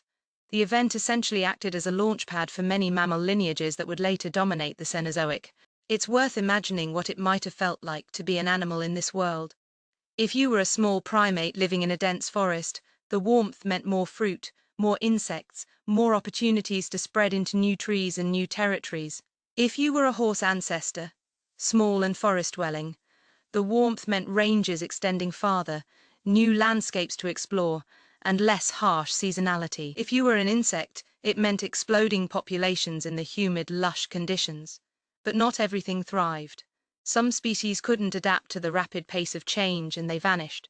Survival in this heat wave depended on flexibility, on the ability to move, adjust, and make use of new opportunities. For scientists, the heat wave is mysterious, not only because of its trigger, but also because of its role as a test case. It shows us what happens when carbon floods the atmosphere quickly. The parallels to today's warming are striking, though the sources are different. During the heat wave, Earth's systems responded dramatically. Temperatures spiked, ice vanished, oceans acidified, and ecosystems reorganized. It took more than 100,000 years for the planet to fully recover. That recovery was slow, relying on natural processes like weathering of rocks to draw carbon dioxide back down. The fact that we can still trace the event so clearly in sediments makes it one of the most studied intervals in paleoclimate science. the mammals that lived through it were profoundly shaped by it. The ancestors of primates spread widely, setting the stage for their later diversification. Hoofed mammals radiated into new forms. Rodents expanded. Many of these groups are still with us today, their early expansions tied to this brief but intense warm spike. The heatwave acted like a forced evolutionary experiment, shaking up ecosystems and demanding quick responses. Those that could respond flourished. Those that couldn't disappeared. One of the intriguing patterns is that many mammals became smaller during the heatwave. Fossil evidence suggests dwarfing was common, perhaps because higher temperatures and reduced nutrient availability put pressure on body size. Smaller animals need less food and can reproduce more quickly, advantages in a stressed environment. Horses shrank to sizes smaller than a house cat, primates remained tiny, and many other groups show similar trends. It was as if the planet favored the small and nimble during its fever, a striking reversal from the usual story of mammals growing larger in the Cenozoic. The Eocene heatwave didn't just shape life, it also left permanent imprints in the geological record. Cores drilled from ocean sediments show a sharp change in carbon isotope ratios, a chemical fingerprint of massive carbon release. Layers of clay and silt from this time hold clues about altered rainfall patterns, increased weathering of rocks, and the redistribution of sediments by swollen rivers. Even fossil leaves tell the story. Their shapes, sizes, and arrangements shifted in response to the warmth, giving us direct evidence of how plant communities adapted. It's one of the best documented ancient climate events, a snapshot of Earth pushed into a hothouse state. Though the heat wave eventually ended, its legacy lingered. When temperatures began to cool again, ecosystems didn't simply reset. The lineages that had spread during the warmth remained. The evolutionary experiments that had succeeded carried on. Horses grew larger again, primates continued to diversify, and hoofed mammals spread across continents. The recovery was not a return to the old balance, but the establishment of a new one, shaped by the survivors of the fever. For us, the heat wave offers perspective. It shows how quickly Earth can change when greenhouse gases surge. It shows how life adapts, sometimes flourishing, sometimes shrinking, sometimes disappearing altogether. And it shows that recovery is slow, measured not in centuries, but in tens of thousands of years. The Ionian heatwave is long gone, but its lessons echo loudly today as we consider the changes we're driving in our own time. If you picture Earth during this heatwave, imagine a planet without polar ice, with crocodiles in the Arctic, with rainforests stretching across continents, and with mammals on the move spreading into new lands. Imagine oceans warmer and more acidic with currents disrupted and species shifting their ranges. Imagine small horses darting through dense forests, primates leaping into unfamiliar trees and whales just beginning their march toward the open sea. It was a world both lush and unstable, a fevered Earth that would eventually cool but never quite forget the experience. The mysterious heat wave of the Ionian was not just a blip in climate history, it was a turning point. It reshaped ecosystems, accelerated evolution, and left marks in stone and fossil that we still read today. It was a reminder that Earth's climate is not fixed, that it can swing rapidly under the right pressures, and that life is both fragile and resilient in the face of such swings. And in the long unfolding story of the Cenozoic, it was one of the defining moments, the fever that reshaped the age of mammals and set the stage for everything that followed. As the Eocene warmth gradually began to ease and the planet aired toward cooler conditions, the dominance of forests that had wrapped the Earth from pole to pole started to shift. For tens of millions of years, trees had defined the landscapes and mammals had evolved in their shade, climbing, browsing, and hiding under dense canopies. But climates do not hold still, and by the Oligocene and Mayan epochs, Earth was changing in ways that would reshape ecosystems profoundly. Grasslands began to spread, first in small patches and then sweeping expanses, creating open environments that invited a new wave of mammal evolution. It was the rise of the grazers, and with them came a transformation in the very rhythm of the land. Grasses had actually existed for a long time, appearing well before the Cenozoic, but during the Age of Forest, they remained minor players, tucked into clearings or riverbanks. They were hardy, capable of withstanding drought, grazing, and fire. But in a world covered mostly in trees, they couldn't dominate. That changed as climates cooled and dried. Forests retreated in many regions, especially continental interiors, and open habitats became more common. In those spaces, grasses spread like wildfire, forming the first true grasslands. These new ecosystems were unlike anything Earth had seen before, and animals responded quickly. For herbivores, grasslands posed both challenges and opportunities. Grasses are tough. They contain silica in their tissues, which makes them abrasive to chew. For mammals used to browsing on soft leaves or fruit, eating grass was hard on the teeth. Over time, though, new dental adaptations evolved. Hypsantee or high-crowned teeth appeared in many grazing mammals, allowing them to grind down tough grasses without wearing out their teeth too quickly. Horses are the most famous example, but similar adaptations appeared in other groups too. From antelope ancestors to rhinoceroses, the spread of grasslands and the evolution of these dental traits are so closely linked that paleontologists can track one through the other. The open plains also demanded new body plans and behaviors. In dense forests, survival often depended on agility, camouflage, or the ability to climb. In open grasslands, speed and endurance became more valuable. Predators could be seen from far away, and the only defense was often to outrun them. Herbivores grew longer legs, more efficient lungs, and body shapes built for running. Horses elongated their limbs and stood on a single toe, the beginnings of the hooves we know today. Antelope ancestors developed slender builds and the capacity for bursts of speed. Even elephants, though massive, adapted to roam widely across open savannas. Predators adapted in step with their prey. Creodonts still roamed in some places, but the rise of modern carnivorans, cats, dogs, hyenas, was already underway. These hunters developed speed, stamina, and cooperative strategies that suited open habitats. Pack hunting emerged as a strategy among dog-like carnivores, allowing them to bring down larger grazers in the open. Cats honed their ambush skills, relying on stealth until the last possible moment, then unleashing bursts of speed. Grasslands weren't just about herbivores spreading. They were arenas of constant chase and pursuit. Predator and prey locked in a cycle of adaptation. The rise of grasslands also reshaped entire continents. In North America, herds of horses, camels, and antelope ancestors filled the plains. In Africa, early boids spread alongside evolving elephants and giraffes. In Eurasia, vast steppes became home to rhinos, gazelles, and the ancestors of bison. South America, still isolated until later in the Cenozoic, developed its own grazers, including giant relatives of rodents and sloths. Wherever grass spread, grazers followed, and with them came predators, scavengers, and the complex web of life that characterizes open ecosystems. What made grasses so transformative was not just their toughness, but their ability to regrow quickly. Unlike many plants, grasses grow from the base of their leaves rather than the tips. This means that when grazed down by herbivores, they can regrow without being killed. This adaptation allowed them to thrive under heavy grazing pressure.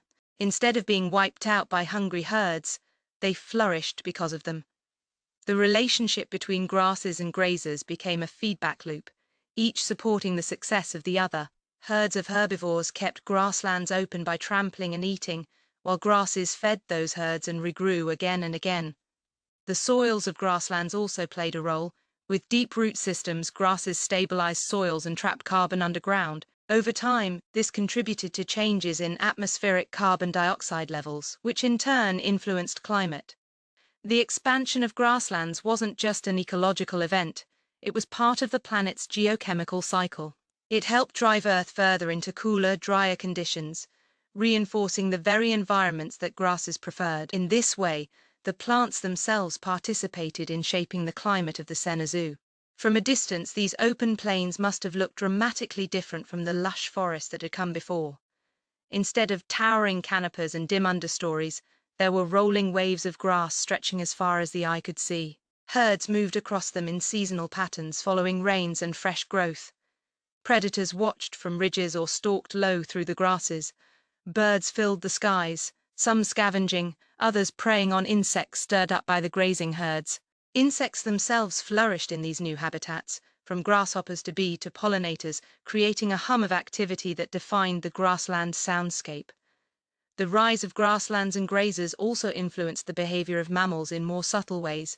Herring became more common, a strategy that offered protection in numbers. Migration emerged as herds followed the cycles of rainfall and growth, covering vast distances. Social structures grew more complex in some species as living in groups required coordination, communication, and sometimes cooperation. Predators, too, responded with new strategies, some forming packs, others specializing in ambush tactics suited to the open terrain. Life on the grasslands demanded constant motion, vigilance, and adaptability. By the Miocene, roughly 20 million years ago, grasslands had become a dominant ecosystem in many parts of the world. It was a golden age for grazers with enormous herds shaping the land. Horses diversified into multiple forms, some small and forest adapted, others tall and plains running. Antelope and bovid ancestors spread across Africa and Eurasia. Camels thrived in North America before later dispersing to Asia. Rhinoceroses reached both giant and bizarre forms, including species taller than giraffes. The variety of grazers was staggering, matched by the diversity of predators that hunted them. In South America, the isolation of the continent led to unusual developments. Instead of the same kinds of grazers seen in the Old World, the plains were filled with creatures like giant rodents, leoptons, and nungulate, strange hoofed mammals unrelated to horses or antelope, but occupying similar niches. Terror birds roamed as predators, filling roles that in other places were taken by cats or dogs. The grasslands of South America were a parallel world, similar in structure, but utterly distinct in caste. Only later, when the Isthmus of Panama rose and connected the continents, would North American grazers and predators pour southward, transforming those ecosystems once again. The importance of grasslands extended beyond ecology into the evolution of entire lineages. The adaptations honed there, speed, endurance, sociality, grazing teeth, became the hallmarks of many modern mammals. Even today, our most iconic land animals are creatures of the grasslands: horses, bison, antelope, elephants, zebras. The evolutionary roots stretch back to this time when grasses first claimed the land. The rise of grasslands also set the stage for humans, though that would come much later. Early primates had thrived in forests, but as grasslands expanded, some lineages of apes and hominins would eventually adapt to life in more open environments. Walking upright, for example, may have been favored by landscapes where trees were scattered rather than continuous. The story of humanity is tied, however distantly, to the spread of grasses and the animals that followed them. Looking back, the transformation from a forest-covered world to one of forests and grasslands was one of the great shifts of the Cenozoic. It changed not only the shape of landscapes, but the rhythm of life itself. Forests had been quiet, shadowed, layered. Grasslands were open, loud, filled with movement, with predators and prey visible from far away, with herds constantly on the move. It was a new kind of stage, and mammals adapted brilliantly to perform upon it. The rise of grasslands and grazers was not just about plants and animals, but about Earth itself evolving. The climate, the soils, the atmosphere, the circulation of nutrients all were influenced by this shift. From small beginnings, grasses became one of the most powerful forces in shaping life on land, and the grazers that followed them became some of the most iconic animals in Earth's history. Their herds thundering across plains that remain even today among the most vibrant ecosystems on the planet.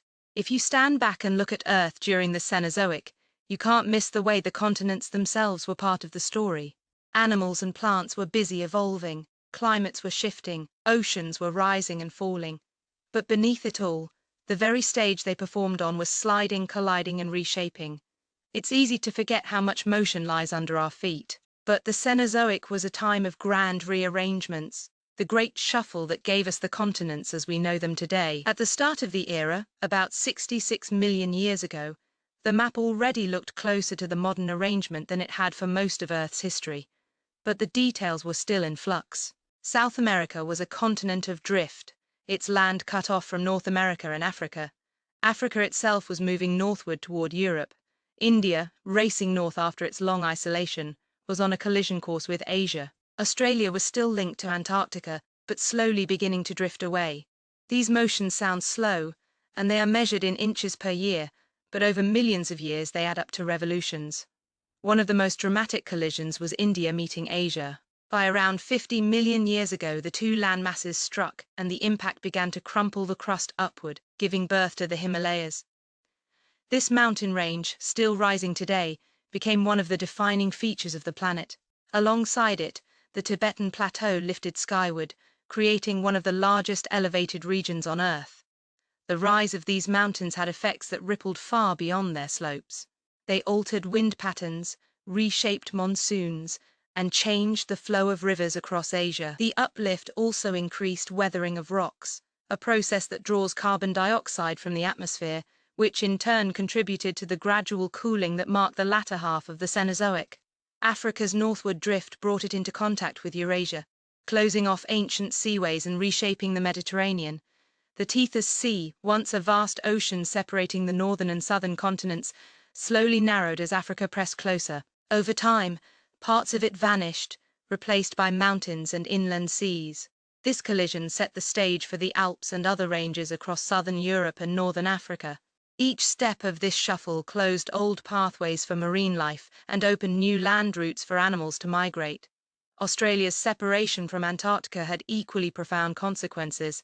As the two continents parted, ocean currents began to flow freely around Antarctica. This isolation allowed the continent to freeze, turning what had once been a lush forested land into the icy desert we know today.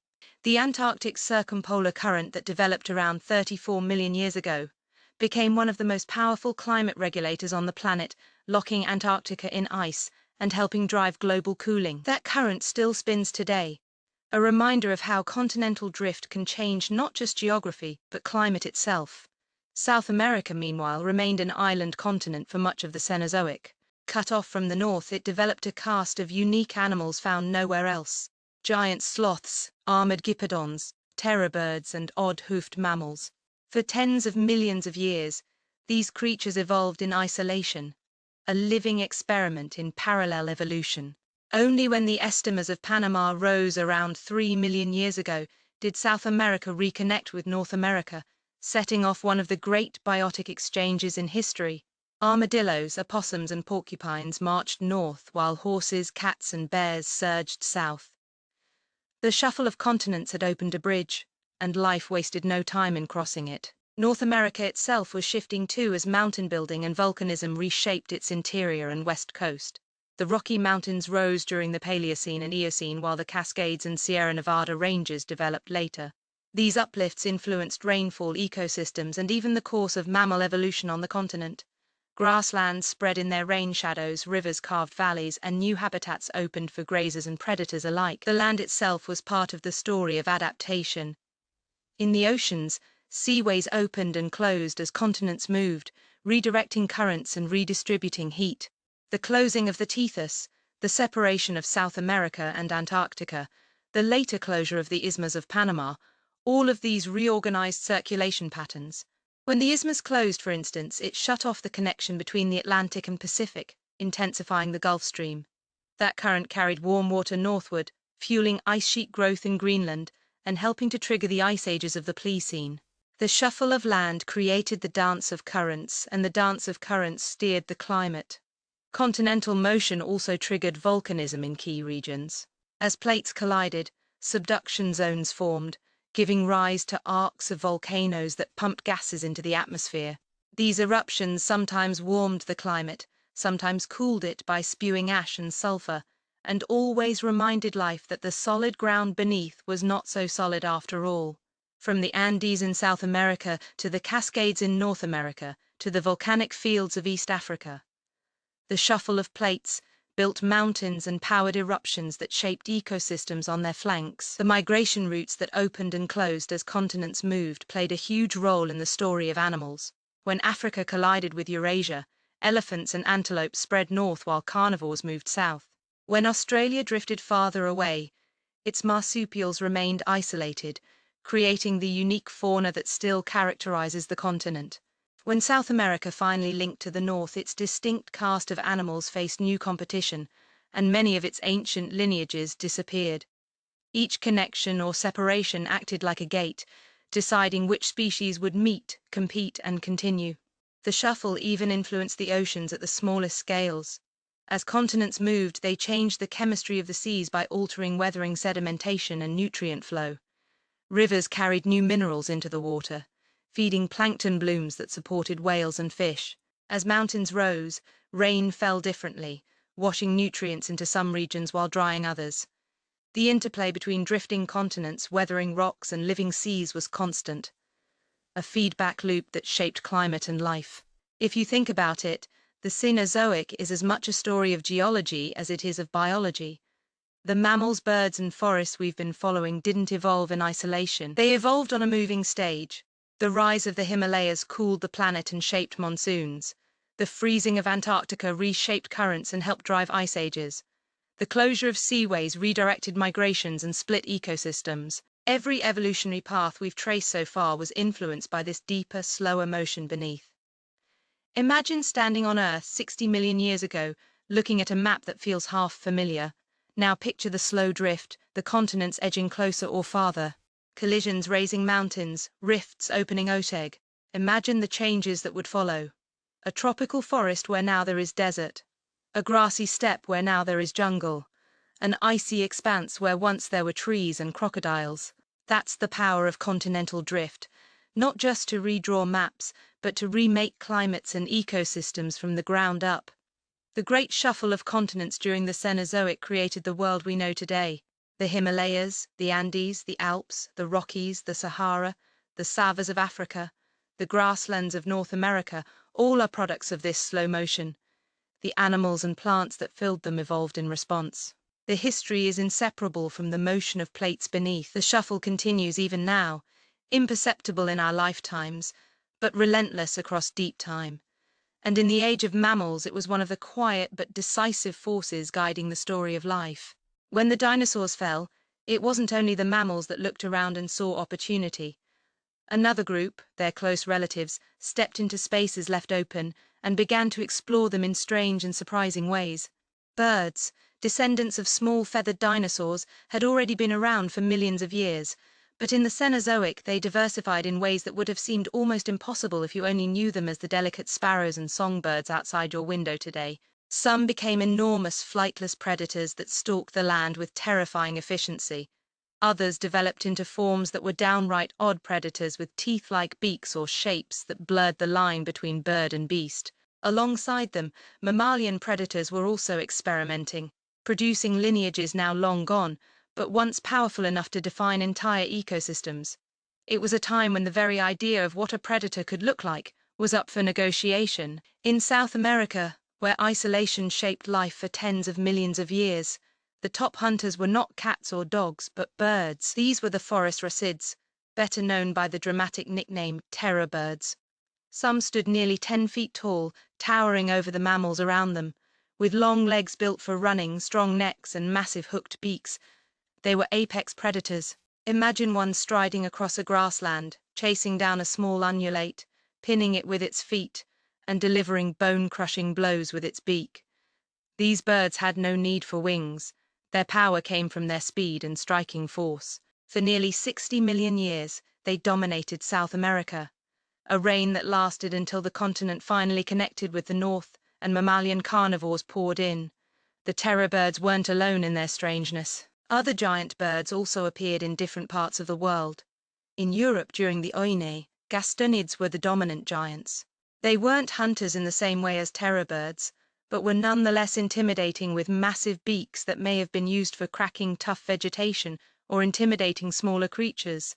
For a long time, scientists debated whether they were carnivores or herbivores, but either way, their size alone made them forces to be reckoned with. Predation in the Cenozoic wasn't only about birds. Mammalian predators were undergoing their own experiments. Before true carnivores like cats and dogs had fully taken hold, another lineage called creodonts ruled.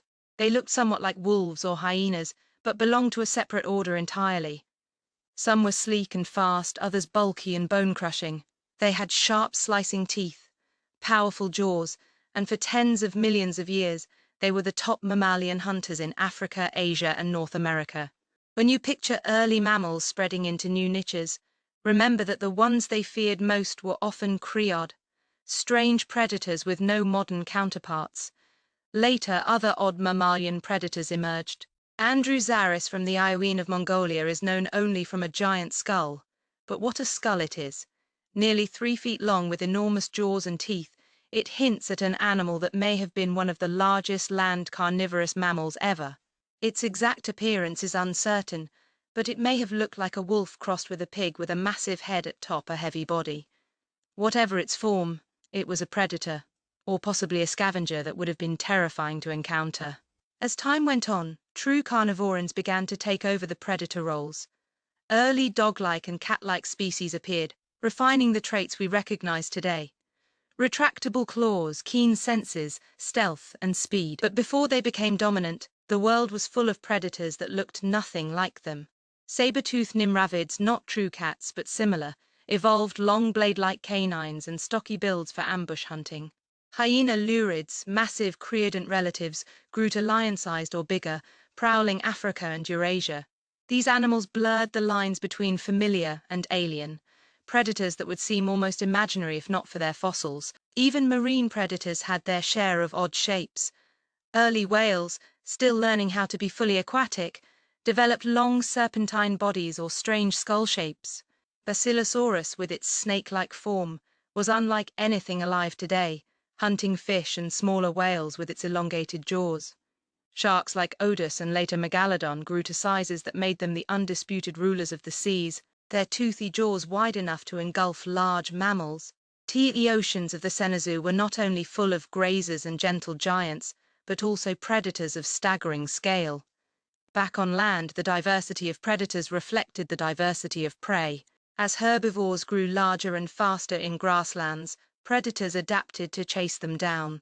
As forests persisted in some regions, ambush hunters thrived in the shadows. In isolated continents, entirely unique predator guilds formed.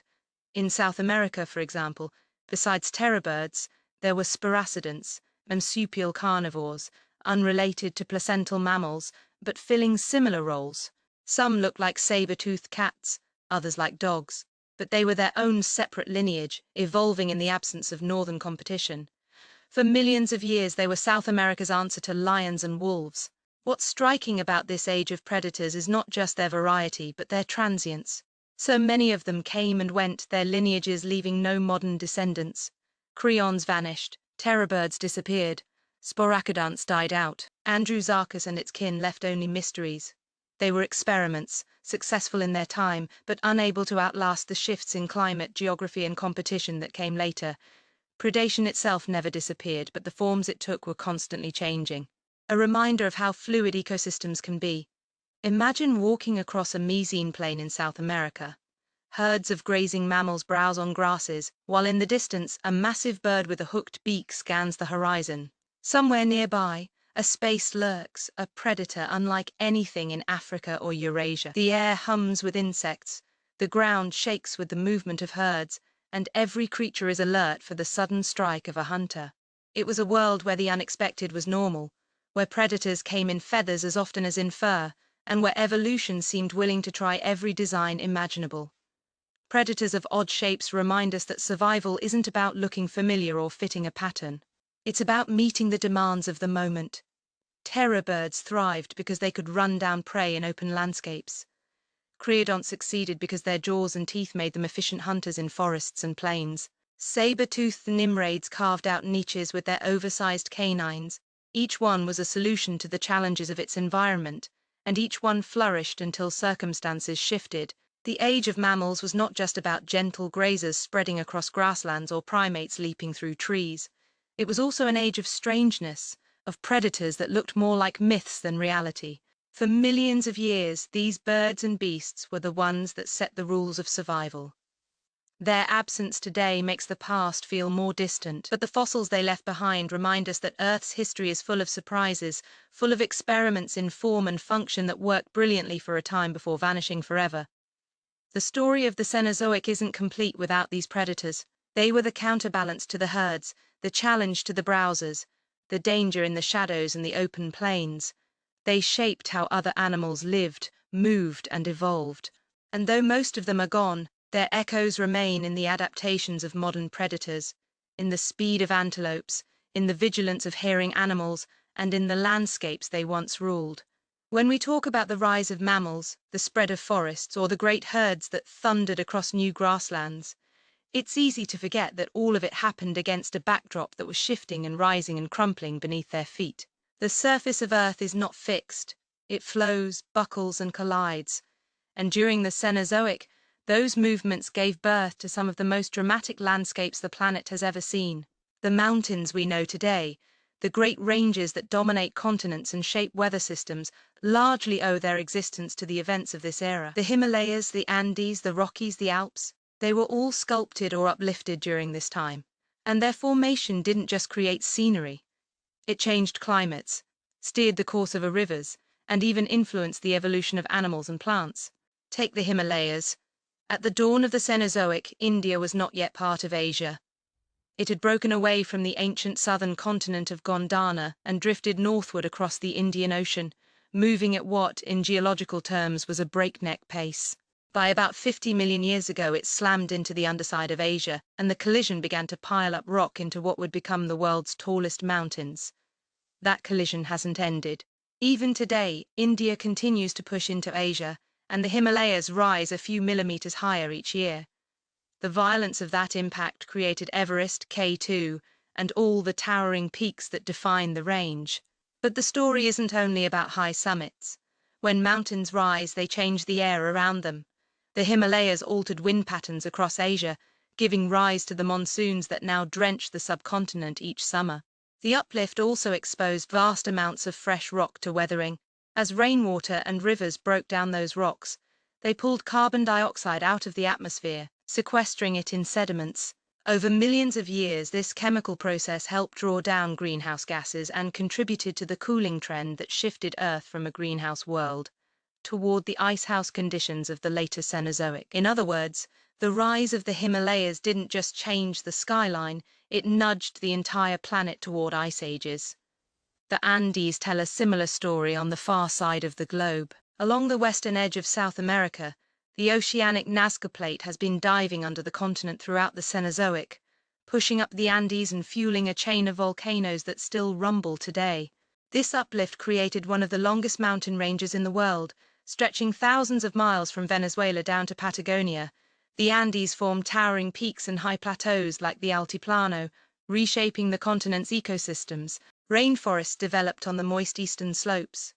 Deserts formed in the rain shadows to the west, and high-altitude habitats gave rise to llamas, vunas, and other unique animals adapted to thin air. The Andes also changed South America's rivers. The Amazon, which had once flowed westward into the Pacific, was blocked by rising mountains. Water pulled, forming massive wetlands, and eventually the drainage reversed, creating the modern eastward flow into the Atlantic.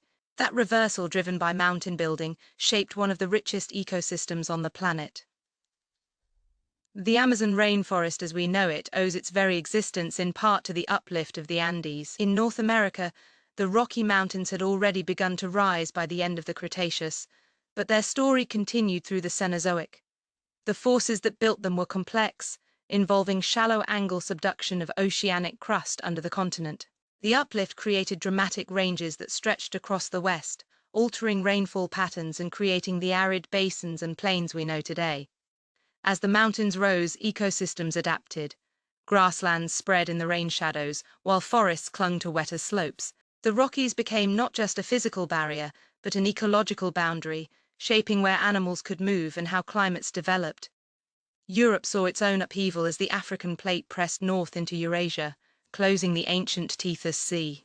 That collision created the Alps, the Pyrenees, and other ranges across southern Europe. The Alps, like the Himalayas, remain active, their peaks still rising as the plates grind against each other. These mountains influence the climates of Europe, creating wetter zones along their slopes and drier conditions behind them. For humans, much later they became cultural boundaries and centers of settlement, but long before that, they had already been shaping the paths of animals, rivers, and forests. The making of mountains was not just about uplift, but also about volcanism. Along with the Andes, other volcanic arcs rose, including the Cascades in North America and the islands of the Pacific Ring of Fire. These volcanic mountains spewed gases and ash, sometimes cooling climates temporarily, sometimes enriching soils with minerals that supported lush forests. Volcanic activity was part of the mountain story, tying the deep movements of the Earth to the surface ecosystems that relied on them. The Tibetan Plateau, lifted alongside the Himalayas, deserves special mention. It is sometimes called the roof of the world, a vast expanse of high-altitude land, nearly the size of Western Europe. Its rise changed atmospheric circulation profoundly. Winds flowing over its heights steered moisture across Asia, strengthening the monsoons and shaping deserts like the Gobi to the north. The plateau also became a cradle for unique species adapted to thin air and cold, from snow leopards to wild yaks. For millions of years, it has been one of the most influential landforms on the planet, not only in geography but in global climate. The story of mountain building during the Cenozoic is written in fossils too. As ranges rose, they created barriers that split populations. Animals and plants separated by mountains evolved along different paths leading to new species. Isolation in valleys or on slopes encouraged diversity, while the varied climates of mountain landscapes created countless niches. The very act of lifting rock into the sky drove evolution by reshaping habitats. Mountains also influenced rivers, and rivers in turn influenced life. The Indus, the Ganges, the Yangtze, the Amazon, the Mississippi. All of these great rivers were steered, altered or fed by mountain building during the Cenozoic. They carried sediments to the seas, built fertile floodplains, and carved canyons that became homes to unique ecosystems. In every case, the link between mountains and life was direct. If you had flown over Earth 50 million years ago, you would have seen continents still shifting into place, but the outlines of today's ranges beginning to rise. Another flight 20 million years ago would show the Himalayas towering, the Andes stretching their length, the Alps cresting in Europe. Another flight 2 million years ago would reveal glaciers scouring those peaks, ice grinding against rock-carving valleys and spurs that shape the mountains we hike today. The making of mountains has never truly ended. It continues quietly beneath us, a process far larger and slower than human timescales.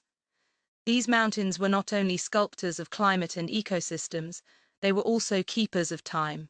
Within their rocks lie fossils of ancient seas, records of vanished forests, clues to climates long gone. Each uplift exposed new layers, revealing pages of Earth's history to those who could read them. They are both the products of deep time and the archives of it, built by collisions, yet telling stories millions of years older. The Cenozoic was the age not only of mammals, but of landscapes reshaped. The Himalayas rose to dominate Asia, the Andes stretched the spine of South America, the Rockies towered across North America, the Alps lifted over Europe. Each range was more than stone. Each became a force that guided winds, rivers, climates, and lives. Without them, the course of evolution would have looked entirely different. The great shuffle of continents provided the motion, and mountain building provided the drama. Together they created the world we recognize today. The early Cenozoic had been a greenhouse world, a planet wrapped in warmth where forests reached into the polar latitudes and crocodiles swam in northern rivers. But that warmth was not permanent. Over tens of millions of years, the balance of Earth's climate began to tip. What had been a lush, nearly universal green slowly gave way to sharper contrasts. Dry regions where rain once fell freely, grasslands where forests had dominated, and eventually ice where none had existed for tens of millions of years. It was a slow, uneven transformation, punctuated by sudden events. But the long arc of the story was clear. Earth was cooling, and the winds of change were sweeping across continents and oceans alike. The first signs appeared in the Eocene after the great thermal maximum had passed. Temperatures began to drift downward, not drastically at first, but enough to signal a shift. By about 34 million years ago, at the boundary between the Eocene and the Oligocene, the change accelerated. The cooling was not a simple accident.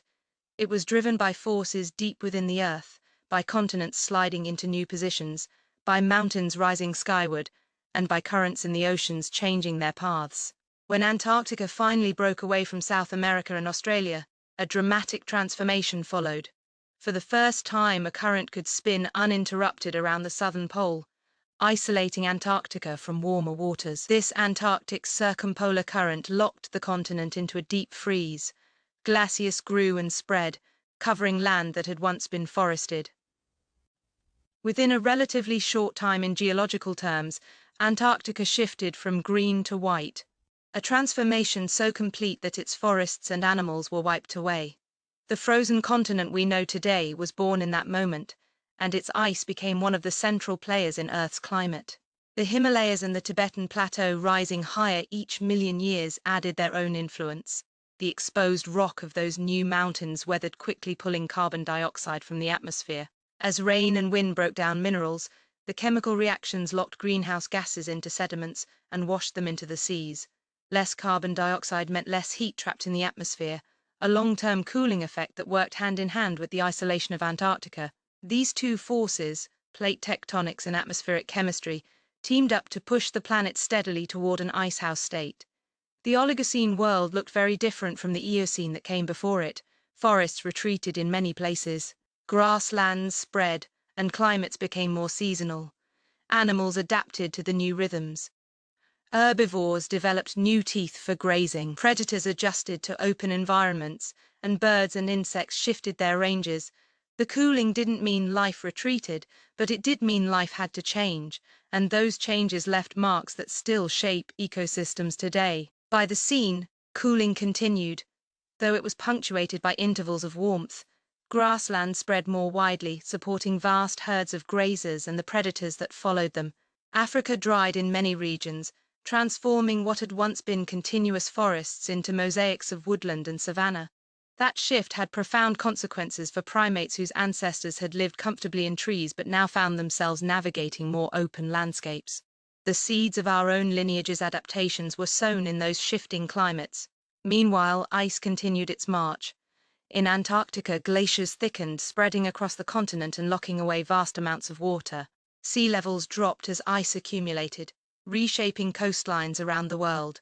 By the later Miocene and into the Pliocene, Greenland too began to freeze, adding another high-latitude ice sheet to the planetary system. The poles had become true engines of climate, their frozen masses reflecting sunlight, cooling the air, and reinforcing the downward slide in global temperatures. The winds of change blew not only across land but through the seas as ice expanded and continents shifted. Ocean currents reorganized. The closure of the Tuscan Sea as Africa pressed into Eurasia, the narrowing of passages in Central America and the uplift of mountain ranges all redirected water. These changes in turn altered how heat was distributed around the globe. When the Isthmus of Panama finally rose around 3 million years ago, it shut off the flow between the Atlantic and Pacific. The intensified Gulf Stream carried warm water northward, feeding snowfall in the Arctic and accelerating the growth of ice sheets. A chain of geological accidents had created the conditions for the ice ages.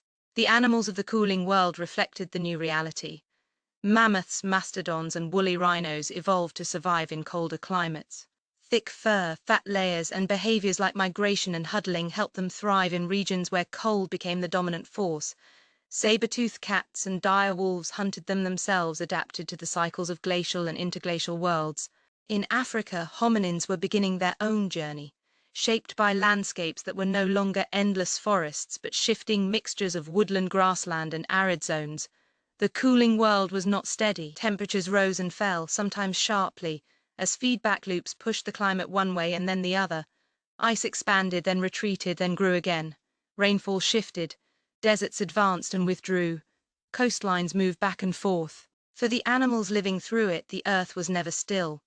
They moved with the climates, migrating to follow food, adapting to new habitats, or vanishing when the changes proved too great.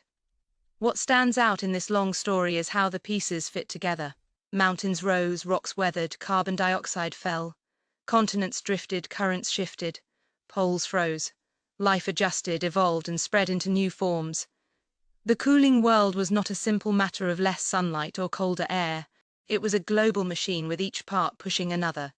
The Himalayas fed the rivers pulled carbon, the carbon altered the sky cooled the earth, the ice spread, and the ice reshaped the oceans. The cycle was vast and interconnected, and every creature from grazing horses to early humans felt its pull. If you could stand in the Miocene and look around, you would see grasslands stretching far, herds moving across open plains, predators stalking them with new strategies suited to the openness. To the south, Africa's forests would be patchier, and the first hominins might be testing life on the ground as much as in the trees. Far to the south, Antarctica would already be locked in ice, its glaciers grinding rock, carving icebergs and chilling the seas. The Earth was still alive with warmth and movement. But the direction of change was clear. The greenhouse had given way to the icehouse, and the age of ice had begun to knock at the door. The winds of change carried with them not only cold but possibility. They created new habitats, drove evolution in fresh directions, and set the stage for the dramatic ice ages of the Pliocene. They also remind us that climates are never fixed, that Earth shifts between modes over deep time, and that life must always adapt to the currents of air and water that move unseen but relentless around the globe. By the time the Earth had cooled enough to grow its first great ice sheets, and the forests had given way to wide grasslands in many regions, the shapes of the animals walking across those landscapes began to look familiar. The Cenozoic had started with odd creatures that looked half experimental. Mammals with blunt teeth or strange horns or awkward proportions. Birds that resembled monsters more than sparrows. But as millions of years passed and ecosystems shifted, a clearer picture began to emerge, one that feels closer to the world we know. It was in the Miocene and Pliocene especially that the first glimpses of modern animals appeared. You could walk into those landscapes, and though you would still see plenty of strangeness, you would also recognize forms that look like elephants, horses, cats, antelope, even apes. Horses are one of the clearest examples. In the early Eocene, their ancestors were tiny forest dwellers, barely the size of a small dog, with multiple toes that spread their weight over soft ground. They browsed on leaves, slipping quietly through undergrowth. But as the forests retreated and grasslands spread, horses transformed. Their teeth changed, becoming high-crowned and durable, able to handle the abrasive grind of silica-rich grasses. Their legs elongated, and their toes reduced until only a single hoof bore their weight. By the Miocene, horses were sleek runners built for speed across open plains, and though they came in many shapes and sizes, their overall form is instantly recognizable. If you saw a Miocene horse herd moving across the grass, you'd know immediately what you were looking at, even if their proportions seemed just a little different. Elephants, too, began to take on the forms we know. Their early ancestors, like Miratherium, looked more like hippos than giants with small tusks and semi-aquatic habits. Over time, though, their lineages split and grew. By the Miocene, proboscideans had become larger, their tusks longer and their trunks more prominent. Some had straight tusks, others spiraled, and their teeth evolved into the massive grinding murs that allowed them to feed on tough vegetation. While not yet the exact elephants we know today, they were clearly on that path, and if you stood beside one, you would recognize the lineage without question. The great cats were beginning their reign as well. Earlier predators had included nimravids and creodonts, but by the Miocene, true felids had evolved. They were smaller at first, resembling lynxes or leopards, but their retractable claws, sharp senses, and powerful builds marked them as unmistakable cats. Alongside them, the saber-toothed cats of the Machairodontinae sub-F family began to develop their famous elongated canines, creating a lineage of predators that would dominate for millions of years. These cats are so iconic that we often think of them as belonging to a world entirely different from ours, yet their bodies and behaviors would be immediately familiar to anyone who has ever watched a lion or tiger stalk prey. Dogs, too, were beginning to spread. From their North American origins, canids evolved into forms resembling wolves, foxes, and jackals. They had long legs built for pursuit and pack hunting, traits that allowed them to thrive on the open grasslands. By the Pliocene, early wolves were chasing prey in groups, honing strategies that would later make their descendants some of the most adaptable predators on Earth. The predator guild was shifting toward the one we know, shaped by speed, endurance, and cooperation. The smaller mammals also began to resemble the modern caste. Rodents, already successful since the Paleocene, diversified even more, producing lineages that look much like today's squirrels, mice, and beavers. Rabbits appeared, quick and prolific, filling niches in grasslands and forests alike. Bats continued their success in the skies, their fossil forms from this period almost indistinguishable from those of modern species. Even the insectivores, the shrews and moles, carried their basic forms forward with little change. Proof that some body plans, once perfected, needed little adjustment. Birds had long been a part of the Cenozoic scene, but now many of the lineages that dominate today were taking shape. Songbirds began to spread, filling forests and grasslands with calls and trills. Waterfowl diversified, their bodies suited for lakes, rivers, and coastlines. Raptors too expanded, with hawks, eagles, and owls honing the same hunting strategies we see now. While some giant birds still stalked continents, the overall avian picture was becoming one we would recognize, a sky filled with wings that look much like those that cross our skies today. The apes and monkeys of the Maine provide perhaps the most profound connection to us. During this time, primates spread widely across Africa, Europe, and Asia. Monkeys diversified into Old World and New World forms, each with their distinct traits. Apes grew in variety, with some lineages producing large body species that swung through trees or walked on the ground. Fossil evidence shows a rich array of forms, many now extinct, but within them lay the seeds of modern gibbons, orangutans, gorillas, chimpanzees, and eventually humans. To see a Maine ape might feel uncanny, as if looking into a mirror that reflects both the familiar and the unfamiliar. Marine life also revealed early glimpses of the modern whales had already become fully aquatic by this time, and during the Miocene, they diversified into blay whales and toothed whales. Some bene whales grew to enormous sizes using their fringed plates to filter krill and plankton just as blue whales do today. Dolphins appeared agile and intelligent, filling coastal waters with clicks and whistles. Seals, sea lions, and walruses became established, their bodies streamlined for life between land and sea. Manatees and dongs grazed in shallow waters, shaping seagrass ecosystems. The seas of the Maine would not feel alien to us. They would feel like a different version of the oceans we know. Sharks continued to thrive, and in the scene, one species in particular reached legendary status. Megalodon, the giant shark, grew to lengths of more than 50 feet. With teeth the size of a human hand, it preyed on whales and other large marine animals. For millions of years, it was the undisputed apex predator of the seas. Though extinct now, its presence gave the Maine oceans a sense of drama and danger that resonates even today. What makes this period striking is the blend of the familiar and the strange. A Miocene savanna might show herds of horses and antelope like animals grazing much as they do in Africa today. Predators like cats and dogs would stalk them, their movements instantly recognizable. Birds would fill the air with song and rodents would dart through the grass. But alongside them would be creatures unlike anything alive now. Elephants with spiral tusks, rhinos taller than giraffes, giant pig-like beasts, and apes that looked familiar but were not quite us. It was a world half modern, half experimental, a preview of what was to come. The making of modern animals was not just about appearance, but also about behavior. Herding, migration, complex social structures, cooperative hunting, and territorial defense all became more prominent. These strategies were responses to grasslands, seasonal climates, and the challenges of open habitats. They created animals that were not only physically familiar, but behaviorally familiar too. Watching them would feel like watching the origins of the dramas that still play out across the Serengeti or Yellowstone today. By the Pliocene just a few million years ago, the picture had sharpened even more. Many animals alive then would be recognizable to us now. Early elephants roamed Africa. True horses galloped across the plains. Big cats hunted with stealth. Wolves tracked in packs. Deer grazed in forests. And birds sang across continents.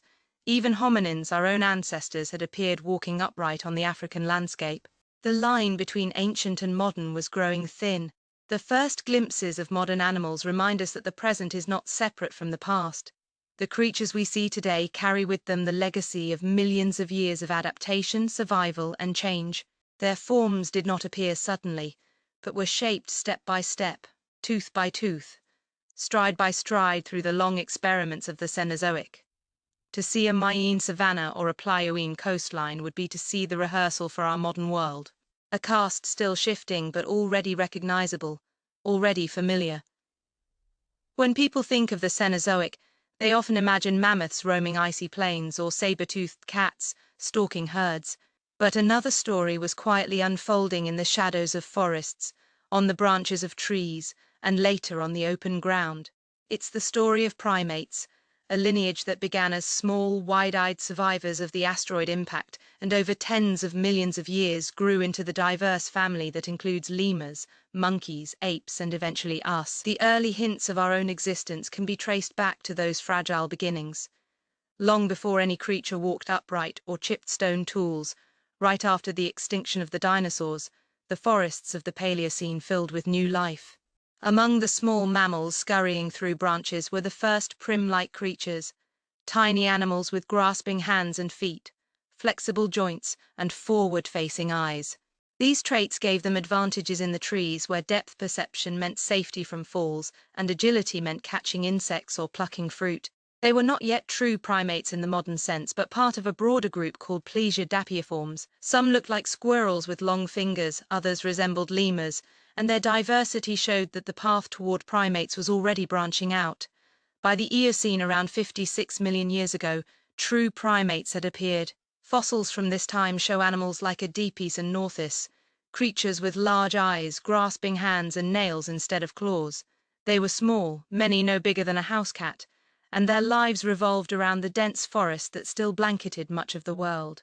These early primates split into two major groups, one leading toward lemurs and lices, the other toward monkeys and apes. The split remains one of the deepest divisions in primate evolution, and it happened at a time when Earth was warm, tropical forests stretched far, and the night and day were both full of opportunity. The eyes of these early primates tell much of the story. Many were nocturnal with huge sockets that housed eyes adapted to low light. In the dark, they could leap from branch to branch, hunting insects or reaching fruit without falling. Others were dull, awake during the day, using color vision to pick out ripe fruits and young leaves. The ability to see in color, which many mammals had lost in earlier evolutionary stages, was retained in primates and became a crucial advantage in forest life. That sense, still vital to us, began as a way to survive among the greenery of the Eocene. As the Oligocene brought cooler climates and forests began to shrink in some regions, primates adapted again. In Africa and Asia, new forms appeared that were more robust and specialized. Monkeys with tails evolved to navigate both trees and ground, while the ancestors of apes began to develop broader chests, stronger shoulders, and more flexible arms. Fossils from sites in Egypt, such as Fume, show an incredible array of species, from tiny insect eaters to larger fruit eaters. These were the foundations of the primate families that would spread across the Old World and eventually into our own lineage. The Meson was a golden age for apes. From about 20 million to 5 million years ago, dozens of ape species roamed Africa, Europe, and Asia. Some were small and agile, swinging through trees, while others were massive ground dwellers. Proconsul in Africa, Dryopithecus in Europe, Civithecus in Asia. Each of these apes reveals experiments in form and behavior. Some looked more like monkeys with flexible backs. Others had faces that resemble modern orangutans, and still others combined features in ways that don't match any living species. The diversity was astonishing, and for a time, apes were far more varied than they are today. Among these Maine apes, we find the earliest hints of what would eventually lead to us. Fossils show changes in teeth, jaws, and posture that suggest some species were experimenting with different diets and different ways of moving. The transition from knuckle walking or tree swinging toward more upright postures was beginning, even if slowly. The environmental pressures of the Miocene, expanding grasslands, shifting forests, cooler climates, pushed some apes out of their arboreal comfort zones. Those that adapted survived, and those that didn't vanished. The winnowing of this diversity would eventually leave only a handful of ape lineages, but among them was the one that would lead to humans. It's important to remember that primate evolution wasn't a straight line. For every ancestor that carried traits toward us, dozens of cousins flourished for a time and then disappeared. Gigantopithecus in Asia grew to enormous size, possibly 10 feet tall, but did not survive beyond a few hundred 0,000 years ago. Oreopithecus lived in Italy with unusual adaptations for both climbing and walking, then disappeared. Countless species came and went, leaving only fragments of their bones to remind us that the primate family tree was once far bushier than the one we see today. While apes explored new forms, monkeys found great success in their own right. Old World monkeys with downward-facing nostrils and strong social structures spread across Africa and Asia. New World monkeys carried across the Atlantic on rafts of vegetation from Africa established themselves in South America, evolving into howler monkeys, spider monkeys, and capuchins. Their tails, often prehensile, gave them an advantage in trees, and their playful behaviors filled forests with energy. The success of monkeys alongside apes shows that primates were not bound to a single trajectory, but adapted to every niche that opened. By the late Meson and into the Pliene around 6 to 7 million years ago, a profound split occurred. Somewhere in Africa, a lineage of apes diverged from the ancestors of modern chimpanzees and gorillas. That lineage would become hominins, the group that includes us and our extinct relatives. The earliest known hominins like Sahelanthropus, Orrerin, and Arapithecus showed the first evidence of upright walking with hips, legs, and spines adjusting to a new way of moving. They still climbed trees and lived in mixed habitats, but their ability to walk on two legs marked a turning point. It was the first step toward the long road of human evolution. Walking upright brought new possibilities.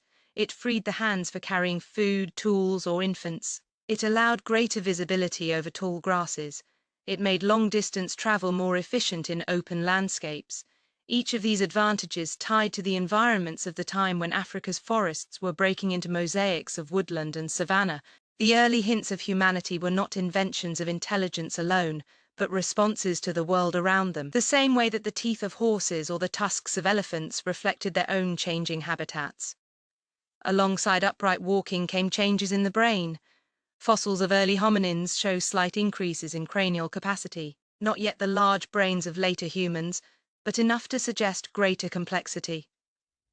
Social behaviors likely grew more intricate with communication, cooperation, and even rudimentary tool use beginning to appear. These were small steps invisible in any single generation, but monumental across deep time. The story of primates in the Cenozoic is a story of persistence, from tiny nocturnal insect hunters to great apes experimenting with size and form, from playful monkeys swinging through South American forests to the first hominins taking cautious steps on two legs. The lineage adapted again and again. Each stage left traces of what would eventually shape us. Forward-facing eyes, dexterous hands, social bonds, curiosity, intelligence. Long before humans emerged, the ingredients of humanity were already simmering in the primate world. If you could walk into an Oligocene forest and see a small primate dart through the branches, or stand in the maze and watch a group of apes forage at the edge of a woodland, you would be looking at our story in its earliest chapters. They would not recognize us, and we might not recognize them as kin, but the connection would be there, written in their movements, their faces, their behaviors. The early hints of us were already present, waiting for the right conditions, the right pressures, and the right twists of evolution to bring them forward. The Cenozoic was full of strange creatures that came and went, but the primates endured. They tell us that our presence here is not an accident of a few thousand years, but the result of tens of millions of years of survival, adaptation, and chance.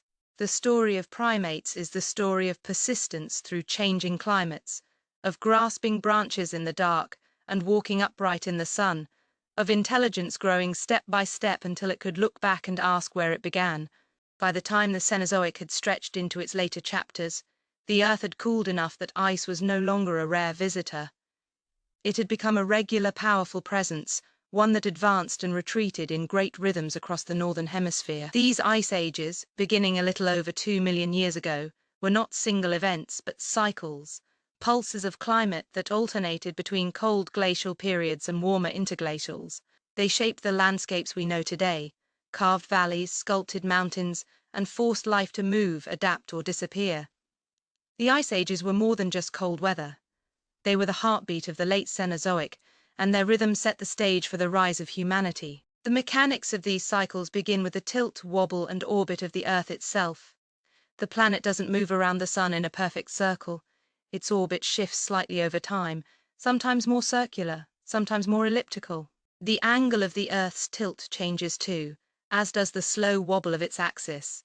These three factors, eccentricity, obliquity, and precession, interact in complex patterns, altering how much sunlight reaches different parts of the globe at different times. When the cycles align to reduce summer warmth in the northern hemisphere, ice sheets can grow because winter snow doesn't melt completely. Over tens of thousands of years, these small shifts accumulate and glaciers advance. When the cycles shift again, summers grow stronger, ice melts back, and interglacial warmth returns. This dance of orbital mechanics, known as the Milankovitch cycles, is subtle on a yearly basis, but profound over deep time. Starting around 2.6 million years ago, the cycles tipped the Earth into a new regime where ice expanded repeatedly across North America, Europe, and Asia. Each glacial period could last tens of thousands of years, covering vast areas with kilometers of ice. Then, in a geological instant, warmth would return, the ice would retreat, and rivers would roar with meltwater. This pattern repeated again and again, at first with shorter cycles of about 40,000 years, later dominated by longer cycles of about 100,000 years. The ice ages left their mark everywhere. In North America, glaciers carved the Great Lakes, scraped out valleys and left behind moraines, eschars and drummels that still define the landscape. In Europe, ice covered Scandinavia, pushed south into Germany and Poland, and shaped the fields of Norway. In Asia, glaciers spread across Siberia and into the Himalayas. Even in regions not directly covered by ice, the climate was transformed. Winds carried dust across continents, deserts expanded, and grasslands spread as forests retreated. The very face of the planet was molded by the advance and retreat of ice. For animals, the ice ages were both a challenge and an opportunity. Some lineages evolved to thrive in cold climates, growing thick coats of fur, layers of fat, and behaviors suited to freezing conditions. Mammoths, woolly rhinos, musk oxen, and reindeer became icons of the Ice Age world. Others adapted to the shifting climates by becoming more mobile, migrating with the seasons or following shifting habitats. Still others could not cope and vanished, their fossils buried beneath layers of ice and soil. Extinction and adaptation went hand in hand with every pulse of the glaciers. Predators adapted too. Saber-toothed cats, direwolves, and cave lions hunted the great herds of herbivores that moved across steppe-like grasslands. Their power, speed, and cooperative strategies made them effective hunters in environments where prey was large, wary, and constantly on the move. Smaller predators like foxes and lynxes found niches in the margins, thriving where they could. The balance between predator and prey was tight, both shaped by the cold rhythms of the age. The ice ages were not globally uniform. While northern continents froze under massive glaciers, other regions experienced different effects. In Africa, ice never spread, but the shifting climates altered rainfall patterns dramatically. Forests shrank, savannas expanded, and deserts grew and shrank with the cycles. For primates, including early hominins, these changes were profound. The landscapes they lived in were never stable, forcing them to adapt to new conditions again and again. Some of the key steps in human evolution, walking upright, using tools, forming larger social groups, were likely influenced by this constant environmental instability. The ice ages shaped not only the animals of the north but the very origins of humanity in the south. The rhythms of the ice also influenced the seas. When glaciers expanded, they locked away vast amounts of water, lowering sea levels by as much as 100 meters. Coastlines extended far outward, exposing continental shelves that now underwater. Land bridges appeared, connecting regions that are now separated by seas. During these times, animals and even early humans could migrate across Bingia from Asia to North America or across dry channels into islands that later became isolated. When the ice melted, seas rose again, drowning those bridges and reshaping coastlines. The rise and fall of the oceans was part of the pulse of the ice ages, and life moved with it. The climate shifts were not gentle transitions. They were often abrupt, with warming events that transformed environments within decades or centuries for the animals and humans alive. Then change could come quickly. Forest might appear where there had been grasslands, rivers might swell or dry, and prey might vanish or shift its range. Adaptability was the key to survival, and those who could not adjust were left behind. The unpredictability of these changes may have been as significant as the cold itself in shaping evolution. One of the striking features of the ice ages is how recent they feel. The last glacial maximum when ice reached its peak was only about 20,000 years ago. In the scope of Earth's history, that is a blink. The retreat that followed shaped the world we live in. As the glaciers melted, they left behind fertile soils that supported agriculture. They carved river valleys that became homes to civilizations. They filled basins that became lakes. The landscapes humans settled and farmed were gifts of the ice ages, sculpted by cycles long before written history. The ice ages also remind us that climate is never static. The Earth has swung between warm and cold many times, and life has always had to adjust. The rhythms of the ice were particularly dramatic, though, because they occurred during a time when animals were already large, complex, and widespread, and when humans were emerging. The cycles influenced not just ecosystems but the trajectory of our own species, shaping migrations, survival strategies, and even the spread of culture. If you could watch the ice ages play out in time-lapse, you'd see the white sheets advance, grinding across continents, then melt back, rivers bursting with water, forests returning, animals moving with the shifts. Then the cycle would repeat again and again, a planetary heartbeat measured in tens of thousands of years. To the creatures living through it, the changes would feel unpredictable and immense. To us looking back, the pattern is clear, a rhythm written in ice cores, sediments, and fossils. The great ice ages were not just cold periods, they were engines of change, sculptors of landscapes and shapers of life. They remind us that the present, with its temperate climates and stable coastlines, is only a brief interglacial, a pause between glaciers. The Earth is still part of those rhythms, even if the future will unfold differently because of what we add to the atmosphere. The story of the Cenozoic cannot be told without the ice, for its cycles defined the closing chapters of the era and set the stage for the world we inherited. When the great ice sheets spread and retreated in their long cycles, they didn't only carve valleys and redirect rivers, they also created a stage for some of the most spectacular animals the world has ever seen. The late Cenozoic was the age of the megapora, the giants that roamed across plains, forests, and tundra, often in herds so large they shook the ground. Mammoths with spiraling tusks, mastodons with thick coats, woolly rhinos, cave bears, ground sloths as tall as small houses, armored gypodons with shells like living tanks, enormous marsupial lions, and birds taller than a man. All of them belonged to this extraordinary caste. They were beasts that feel almost mythical to us now. Too big, too bold, as if the Earth briefly indulged in exaggeration before returning to the smaller forms we know today. These animals weren't strange accidents. They were products of the environment shaped by ice, grass, and shifting climates. In open landscapes, size offered advantages, protection from predators, the ability to travel long distances, and the capacity to survive lean times by storing energy in fat or sheer body mass. In colder regions, bulk helped conserve heat, and in ecosystems built on grasslands and seasonal productivity, large herbivores could graze widely, moving in patterns that reshaped the land itself. The Ice Age world wasn't just a backdrop for these animals, it demanded them. The mammoths are among the most famous. Descended from earlier proboscideans, they adapted brilliantly to the cold steppes of Eurasia and North America. Their woolly coats, layers of fat, and curved tusks made them symbols of the Pliocene. They traveled in herds, feeding on grasses and shrubs, digging through snow with their tusks to reach food in winter. Some species were enormous, taller than modern elephants, while others were smaller, adapted to harsher conditions or island habitats. The frozen carcasses found in Siberia, with flesh and hair still intact, give us a hauntingly clear glimpse of their world, as if the ice itself refused to let them go entirely. Mastodons were their cousins, but distinct. Where mammoths favored grasslands, mastodons preferred forests, browsing on branches, leaves, and conifers. Their teeth were built for crushing rather than grinding, and their bodies were stocky and powerful. They ranged widely across North America, filling a role different from their mammoth relatives, but equally vital. To see a mastodon in its forested home would have been to watch an animal both familiar and alien, a reminder that the elephant family once stretched across nearly every continent.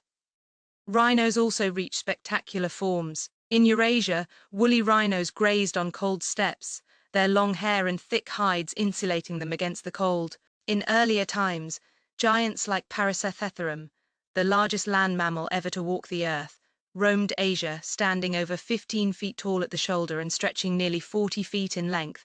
It dwarfed even modern elephants. It browsed from the tops of trees, shaping entire forests by its presence. Though it lived millions of years before the peak of the ice ages, it belongs in the story of megafauna because it shows just how far mammals could push the boundaries of size. South America, isolated for much of the Cenozoic, produced its own caste of giants. Ground sloths, some towering over 20 feet tall, lumbered across its plains and forests. They could rear up on hind legs to strip branches, using massive claws to pull down vegetation. Gyptoidons, relatives of armadillos, evolved into creatures the size of small cars, their armored shells protecting them from predators. Terror birds long after their heyday still stalk the continent, their hooked beaks ready to strike. When the land bridge to North America finally opened, many of these creatures spread northward, adding their weight to an already crowded stage of giants. Australia's isolation led to yet another unique set of megapora. Marsupials filled niches that elsewhere were occupied by placental mammals. Diprotodons, giant relatives of wombats, reached sizes larger than modern rhinoceroses. Kangaroos grew taller than any living species today, with some standing over 10 feet. Thylo, the marsupial lion, was not large compared to mammoths or rhinos, but it was a formidable predator with strong jaws and slicing teeth. Giant birds like Genesis wandered the continent. While enormous reptiles still lingered in some regions, Australia's Magappa were a world apart, shaped by isolation and climate. Yet they too followed the late Cenozoic pattern of gigantism. Predators grew to match the scale of their prey. Saber-toothed cats with their long, curved canines hunted large herbivores with ambush strategies. Dire wolves, larger and heavier than modern wolves, hunted in packs across the Americas. Cave bears, massive and powerful, dominated European landscapes. Lions, leopards, jaguars, and hyenas expanded their ranges, honing their hunting strategies on prey that required strength, coordination, and endurance. The Ice Age world was not a gentle place. It was a landscape of giants, where survival meant constant adaptation to size, strength, and shifting climates. What's striking is not only how large these animals were, but how diverse. Every continent hosted its own version of giants, and often multiple lineages reached massive proportions simultaneously. It wasn't just one or two species breaking the mold. It was a global phenomenon, a pattern repeated again and again. Scientists still debate exactly why gigantism was so common. Climate, productivity, predator-prey dynamics, and evolutionary chance all played roles. But whatever the reasons, the result was a world unlike ours, full of creatures so immense they seem more like legends than history. The presence of these animals also shaped the landscapes around them. Herds of mammoths and bison trampled vegetation, maintaining open grasslands. Ground sloths broke branches and altered forests. Gypodons dug and disturbed soil. Predators culled the weak and shaped the behavior of prey. The Megapora weren't just passive residents of the Ice Age world. They were active engineers of ecosystems, altering the balance of plants and animals in ways we're only beginning to understand. For humans, these giants were both danger and resource. Early hunters encountered them across Africa, Eurasia, and the Americas. Cave paintings show mammoths, bison, and rhinos etched onto stone walls, evidence of how deeply they filled the imaginations of our ancestors. Bones with cut marks show that humans hunted them, sometimes driving herds into traps or ambushes. Their meat, hides, and bones provided food, shelter, and tools. For thousands of years, people lived alongside these giants, shaping their own survival strategies in relation to them. And yet, within the last 10 to 15,000 years, most of the Megapora vanished. The reasons remain debated. Climate change at the end of the last ice age altered habitats, shrinking the cold steppes and expanding forests and wetlands. Human hunting added new pressure, especially in regions where animals had not evolved alongside people and had little fear of them. Disease, ecosystem disruption, and multiple overlapping factors may all have contributed. Whatever the cause, the result was stark. Mammoths disappeared from most of their range. Mastodons fell silent. Giant sloths collapsed. Gypodons vanished. Diprotodons and giant kangaroos disappeared, and saber-toothed cats and dire wolves joined them. What remains today are fragments of that world. Elephants are the last great proboscideans carrying echoes of mammoths and mastodons. Rhinoceroses survive in reduced numbers, shadows of their enormous ancestors. Bison, moose, and elk hint at the scale of past herds, though smaller now. Lions and tigers are kings of today's predators, but smaller than the saber-tooths and cave lions they replace. Even the few surviving giants remind us that the Ice Age world was once richer, wilder, more extravagant than ours. To walk into a clean plain would have been to step into a world of movement and scale we can barely imagine. Herds of mammoths stretching to the horizon, predators circling, birds wheeling overhead, sloths reaching higher than your head even while crouched. It was a world where animals seemed to defy proportion, where survival meant existing alongside forces of flesh and bone that towered over everything. To us now it seems impossible that such creatures were once real, and yet their bones, tusks, and frozen bodies insist they were. The Megapora remind us that the Earth has allowed for extremes and that life can push its boundaries again and again. They were not mistakes or curiosities. They were natural responses to the environments of the late Cenozoic creatures perfectly suited to their time. Too big for our world, perhaps, but not too big for theirs.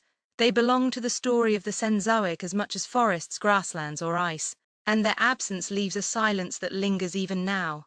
For tens of millions of years, the rhythms of climate, the slow drift of continents, the rise of mountains, and the dance of evolution had shaped the course of the Cenozoic. Forests expanded and shrank, grassland spread, ice sheets advanced and retreated, and waves of animals rose to dominance before fading away. Through it all, life adapted, adjusted, and carried forward. But then, within just the most recent sliver of that vast timeline, a new force arrived. Small at first, fragile, not nearly as fast as the predators that roam the plains, nor as strong as the great herds of megafauna, humans nonetheless became a factor unlike any the planet had seen before. Their arrival didn't just add another species to the cast, it rewrote the script. The earliest hominins had already been experimenting with upright walking, free hands, and larger brains. By 2 million years ago, with the appearance of Homo erectus, something remarkable had taken shape. These humans weren't just surviving on the savas of Africa. They were making tools of stone, learning to control fire, and beginning to spread beyond their birthplace. Their bodies were built for endurance, their brains capable of planning and cooperation, their hands precise and strong. They were not yet us, but they were clearly on the same path, a lineage that would carry human influence across the globe.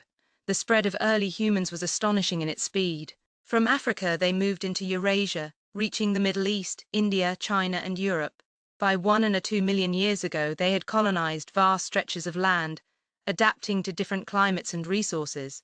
Unlike many animals bound to narrow ranges, humans could adjust. They could craft new tools for hunting, gather plants in diverse environments, and work together in groups that shared knowledge and skill. This flexibility was their great advantage, one that allowed them to succeed in places that would have defeated other species. As the ice ages came and went, humans adapted again and again. Glacial periods forced them to develop clothing, shelters, and strategies for surviving cold. Interglacials gave them new opportunities in warmer, greener landscapes. Hunting large animals became part of their strategy, with spears and coordinated drives replacing claws and fangs. Scavenging gave way to active pursuit, and humans began to leave their mark on the populations of megafauna they encountered. Their presence was not overwhelming at first, but it was steady, a pressure that other animals had never faced before. By about 300,000 years ago, Homo sapiens had appeared. Our species carried the legacy of all the earlier hominins, but added something even more transformative: symbolic thought, complex language, and imagination. These traits allowed humans not only to adapt individually, but to accumulate knowledge across generations. A successful hunting technique, a useful tool design, a way to preserve food or navigate terrain, each could be passed down, refined, and built upon. Culture, rather than genetics alone, became the engine of adaptation. With it, humans could evolve on timescales far faster than biology allowed. The arrival of Homo sapiens across continents changed ecosystems in ways that are still being debated but are impossible to ignore. In Africa, where humans and large animals had evolved together for millions of years, the balance held longer. Megafauna there had time to adapt to human strategies, developing weariness and behaviors that allowed them to coexist. But in other regions where animals had never known such predators, the impact was swift. In Australia, many of the giant marsupials disappeared soon after humans arrived more than 40,000 years ago. In the Americas, within a few thousand years of human entry, mammoths, mastodons, giant ground sloths, saber-toothed cats, and many others were gone. Whether through hunting, habitat changes, or a combination with climatic stress, human arrival often coincided with extinction. But humans didn't only remove, they also added. They used fire to shape landscapes, clearing forests, encouraging grasses, and drawing game. They domesticated plants and animals, beginning the long process of agriculture. They spread seeds and species beyond their natural ranges, deliberately or accidentally. They built shelters, painted caves, carved tools, and made art. Their presence was visible not just in fossils but in artifacts, layers of stone and bone and charcoal that told stories of ingenuity. The force humans represented was unlike anything that had come before. Other species had transformed environments.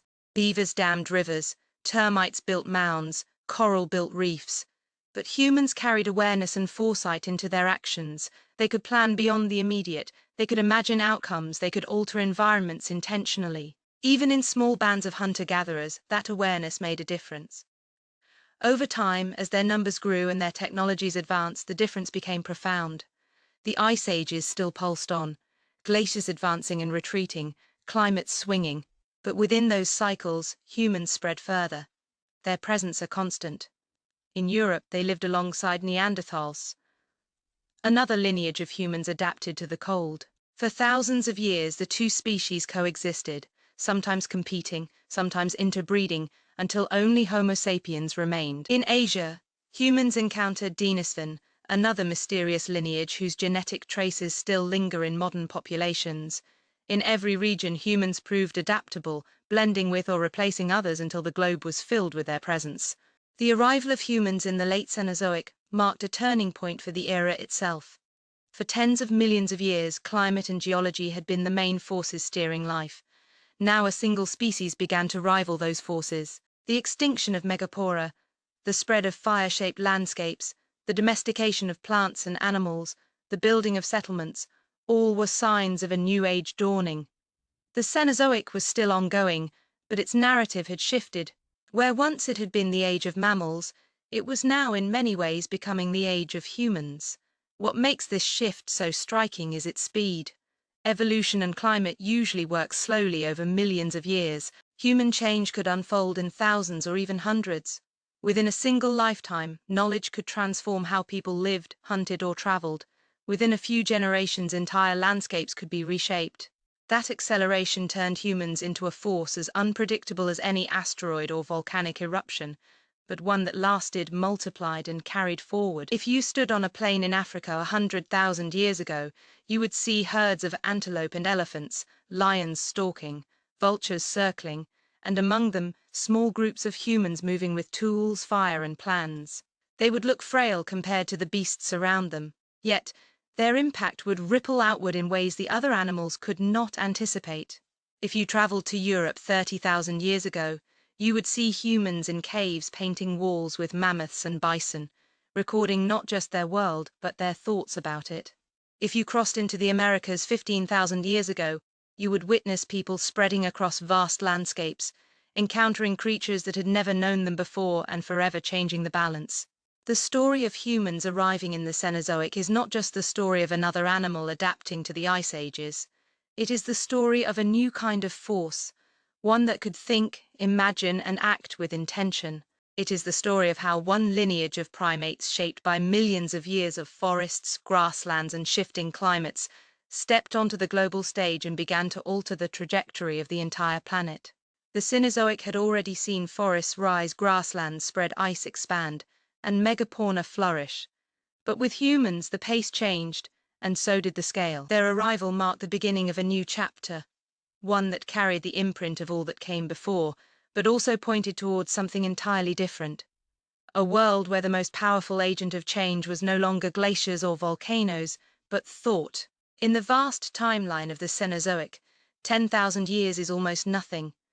It's a flicker, a final breath at the end of an era that has stretched on for more than 66 million years. And yet, in that flicker, Earth has changed in ways that rival anything that came before. The glaciers that had advanced and retreated in their long cycles began to pull back one last time, leaving behind valleys, lakes, and soils that reshaped the surface of continents. The megapora that had once roamed in such numbers were fading or gone, and humans, the late arrivals, were beginning to leave marks that went beyond hunting or fire, shaping the land itself in deliberate and lasting ways. The last 10,000 years, the Holene, are sometimes described as Earth's most recent breath, a brief interlude of warmth between ice ages. But for us, it has been everything, the cradle of agriculture, civilization, and the world we now know. When the most recent ice age ended about 12,000 years ago, the world began to warm. Glaciers retreated northward, exposing land that had been buried for tens of thousands of years. In Europe, Scandinavia rose slowly out of the ice. In North America, ice sheets that had covered Canada and the northern United States melted back, leaving the Great Lakes behind as vast basins filled with water. Rivers surged with meltwater, carving new paths across the land. Sea levels rose, swallowing coastal plains and reconnecting seas that had been separated. What looked permanent during the Ice Age vanished in only a few thousand years, and the planet shifted into a new state. The animals that had survived the Ice Ages adjusted to the warming. Bison moved north. Caribou followed shifting tundras. Elephants remained in Africa and Asia, but in reduced ranges. Some species, like reindeer and muskoxen, held on in the coldest places. Others retreated into smaller habitats, isolated relics of once greater populations.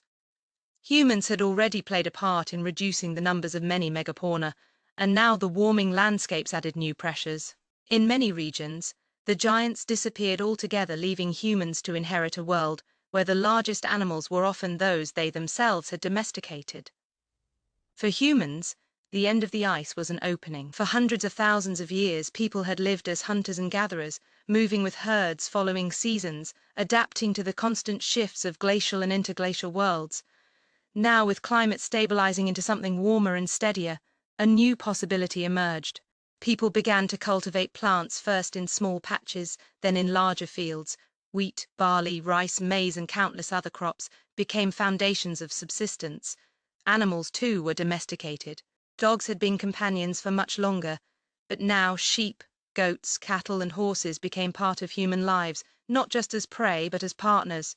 Agriculture transformed everything. Where once humans had moved constantly, now they began to settle. Villages grew, then towns, then cities. Food surpluses allowed populations to expand, labor to specialize, and cultures to flourish. Within just a few thousand years, civilizations rose along the Nile, the Tigris and Euphrates, the Indus, the Yellow River. Writing, trade, art, and architecture followed. All of it rested on the stability of a warm, Holene climate. A stability that allowed planting and harvesting to follow predictable patterns. For the first time, human survival was not solely tied to the chase or the gathering, but to the deliberate shaping of the land. The Holene was not uniform everywhere. Regions experienced their own fluctuations, droughts, floods, and shifts in vegetation. But compared to the wild swings of the Ice Ages, it was calm. That calm gave humans the time and consistency to build. It also gave ecosystems the chance to settle into new forms. Forests regrew in Europe and North America where ice had retreated. Grasslands expanded in Africa, supporting the savas that still teem with wildlife today. Wetlands and river valleys became fertile centers of life. In every case, the world that emerged was one reshaped by both natural processes and human hands. As human societies grew, so did their influence on the environment. Forests were cleared for farmland. Irrigation systems redirected rivers. Animals were bred and spread beyond their native ranges. Fire was used not only for hunting but for land management, shaping landscapes on purpose. In a geological blink, humans became a global force. They altered soil, water, and air, creating changes that would last far beyond their lifetimes. This was no longer just a story of humans adapting to the Earth. It was a story of Earth adapting to humans. The last 10,000 years were also a time of migration and connection. As seas rose, the land bridge across Bingia disappeared, cutting off the path between Asia and North America. Islands became isolated. Continents took on their modern outlines. Humans crossed oceans, settling the Pacific Islands, reaching the Americas from north to south, spreading across Africa, Europe, and Asia until there was no major region left untouched. With them came their crops, their animals, and their ways of life, blending and colliding in countless forms. Climates continued their quiet influence. Periods of warmth allowed civilizations to thrive while droughts brought collapse. The fall of cities, the movement of peoples, the rise and fall of empires. Many were tied to subtle shifts in rainfall, river flow, or harvest success.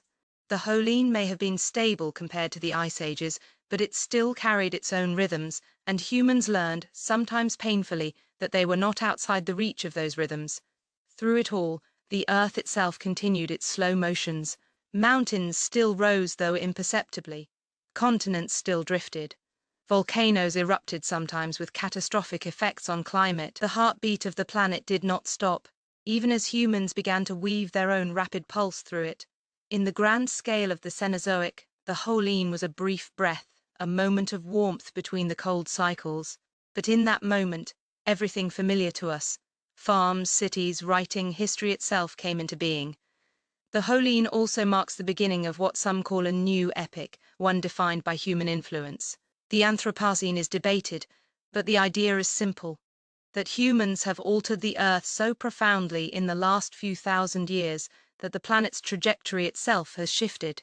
From greenhouse gases to mass extinctions to reshaping rivers and landscapes, the marks we leave are as clear as those of glaciers or volcanic eruptions. Whether the Anthropocene is official or not, its roots lie in the Holocene.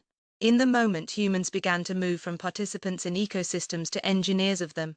If you look back across the Cenozoic, the Holocene feels impossibly short. Yet within it lies the entire story of human civilization: the rise of agriculture, the building of cities, the writing of history, the development of science and technology, all of it compressed into a thin layer of time.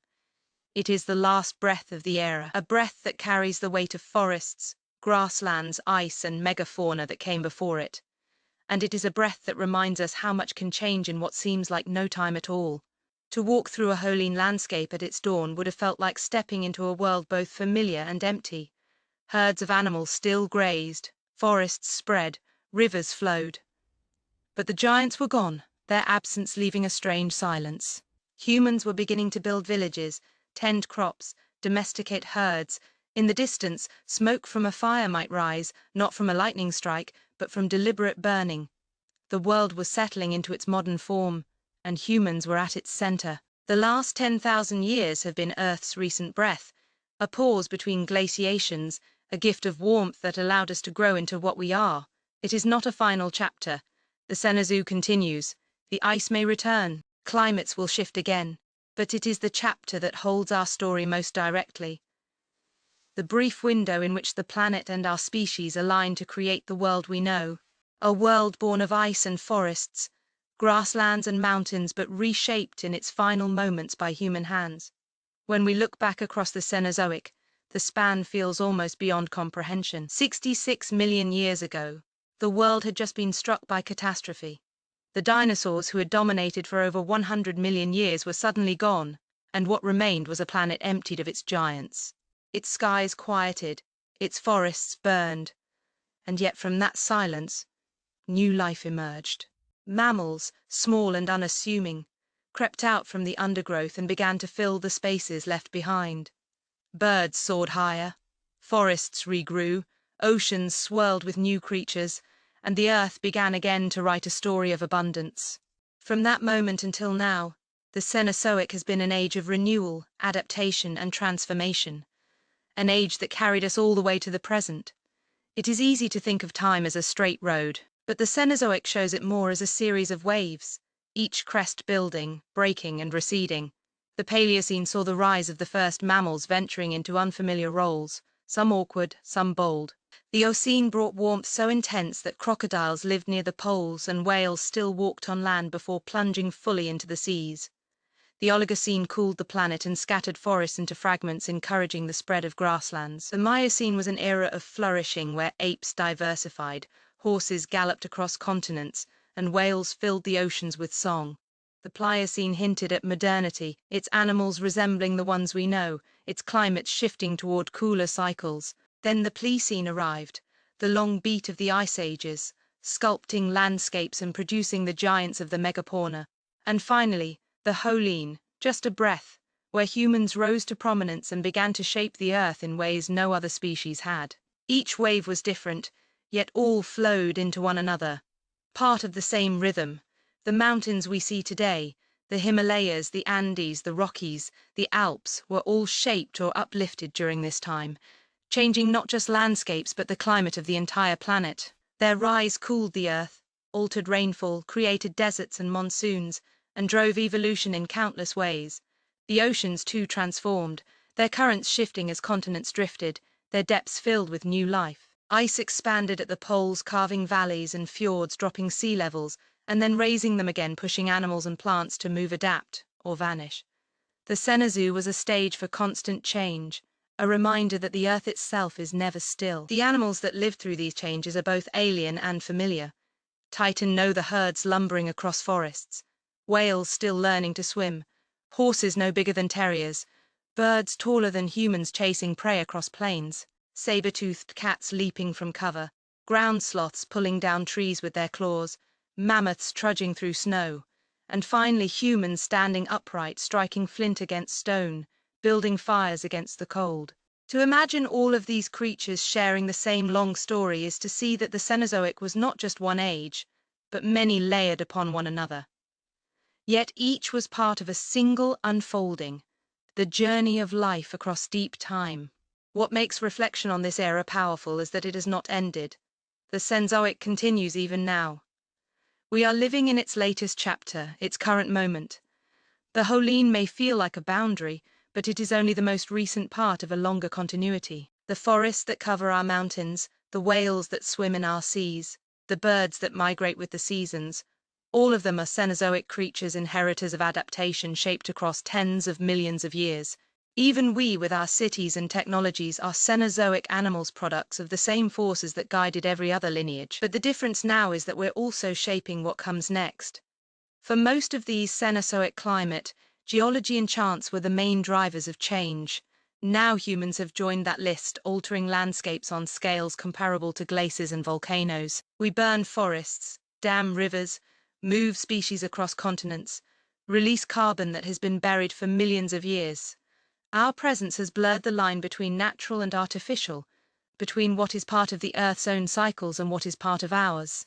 The reflection the Cenozoic offers is not just about what has been, but about what will be and how much of that will be shaped by our choices. The age we inherit is both gift and responsibility. It is a gift because everything around us, the animals, the plants, the very climates we live in, is the product of this vast history. We are surrounded by survivors of extinctions, descendants of experiments, lineages refined through adversity. The oak tree outside, the bird on the branch, the cat curled on the windowsill. Each is a success story from the long arc of the Cenozoic. They remind us that survival is never guaranteed, but possible with resilience and adaptation. It is a responsibility because we are now in a position to alter that arc. The megappa that vanished in the last few thousand years remind us how fragile even giants can be when pressures change too quickly. The climate shifts of the past remind us that ecosystems are interconnected, that the loss of ice or the rise of mountains can ripple across the globe. We live in a time where our actions echo on similar scales, and the reflection we inherit is a mirror asking us what kind of age we will leave behind. The Cenozoic also teaches humility. For all the transformations, the extinctions, the upheavals, life has continued. Forests regrew after asteroid strikes. Oceans refilled with new creatures after old ones vanished. Grasslands spread when forests retreated. Ice came and went. Through it all, life endured, diversified, and found new ways to flourish. We are part of that endurance. Our presence is not separate from nature, but an extension of it. Another chapter in the same story. The reflection we take from this era is that survival and change are inseparable, and that nothing we see today is permanent. If you could stand at the edge of time and look back across the Cenozoic, you would see a landscape constantly shifting, always in motion. A tropical Earth where palm trees grew near the poles, an icy Earth where glaciers covered half a continent, forests so dense they blotted out the sun, grasslands so vast they stretched for thousands of miles, herds of creatures, some tiny, some impossibly large, moving across them, and then, in the last fraction, humans stepping forward, carrying fire, tools, and imagination. It is a story not of one age, but of countless transformations, each flowing into the next. The age we inherit is not just a geological label, it is the living memory of all these changes. Every mountain, every river valley, every fossil, every living creature carries within it a piece of the Cenozoic. And so do we. To reflect on this age is to recognize that we are both its product and its stewards, shaped by it and shaping it in return. The story does not end here. The Cenozoic breathes on, and the question is how we will breathe with it.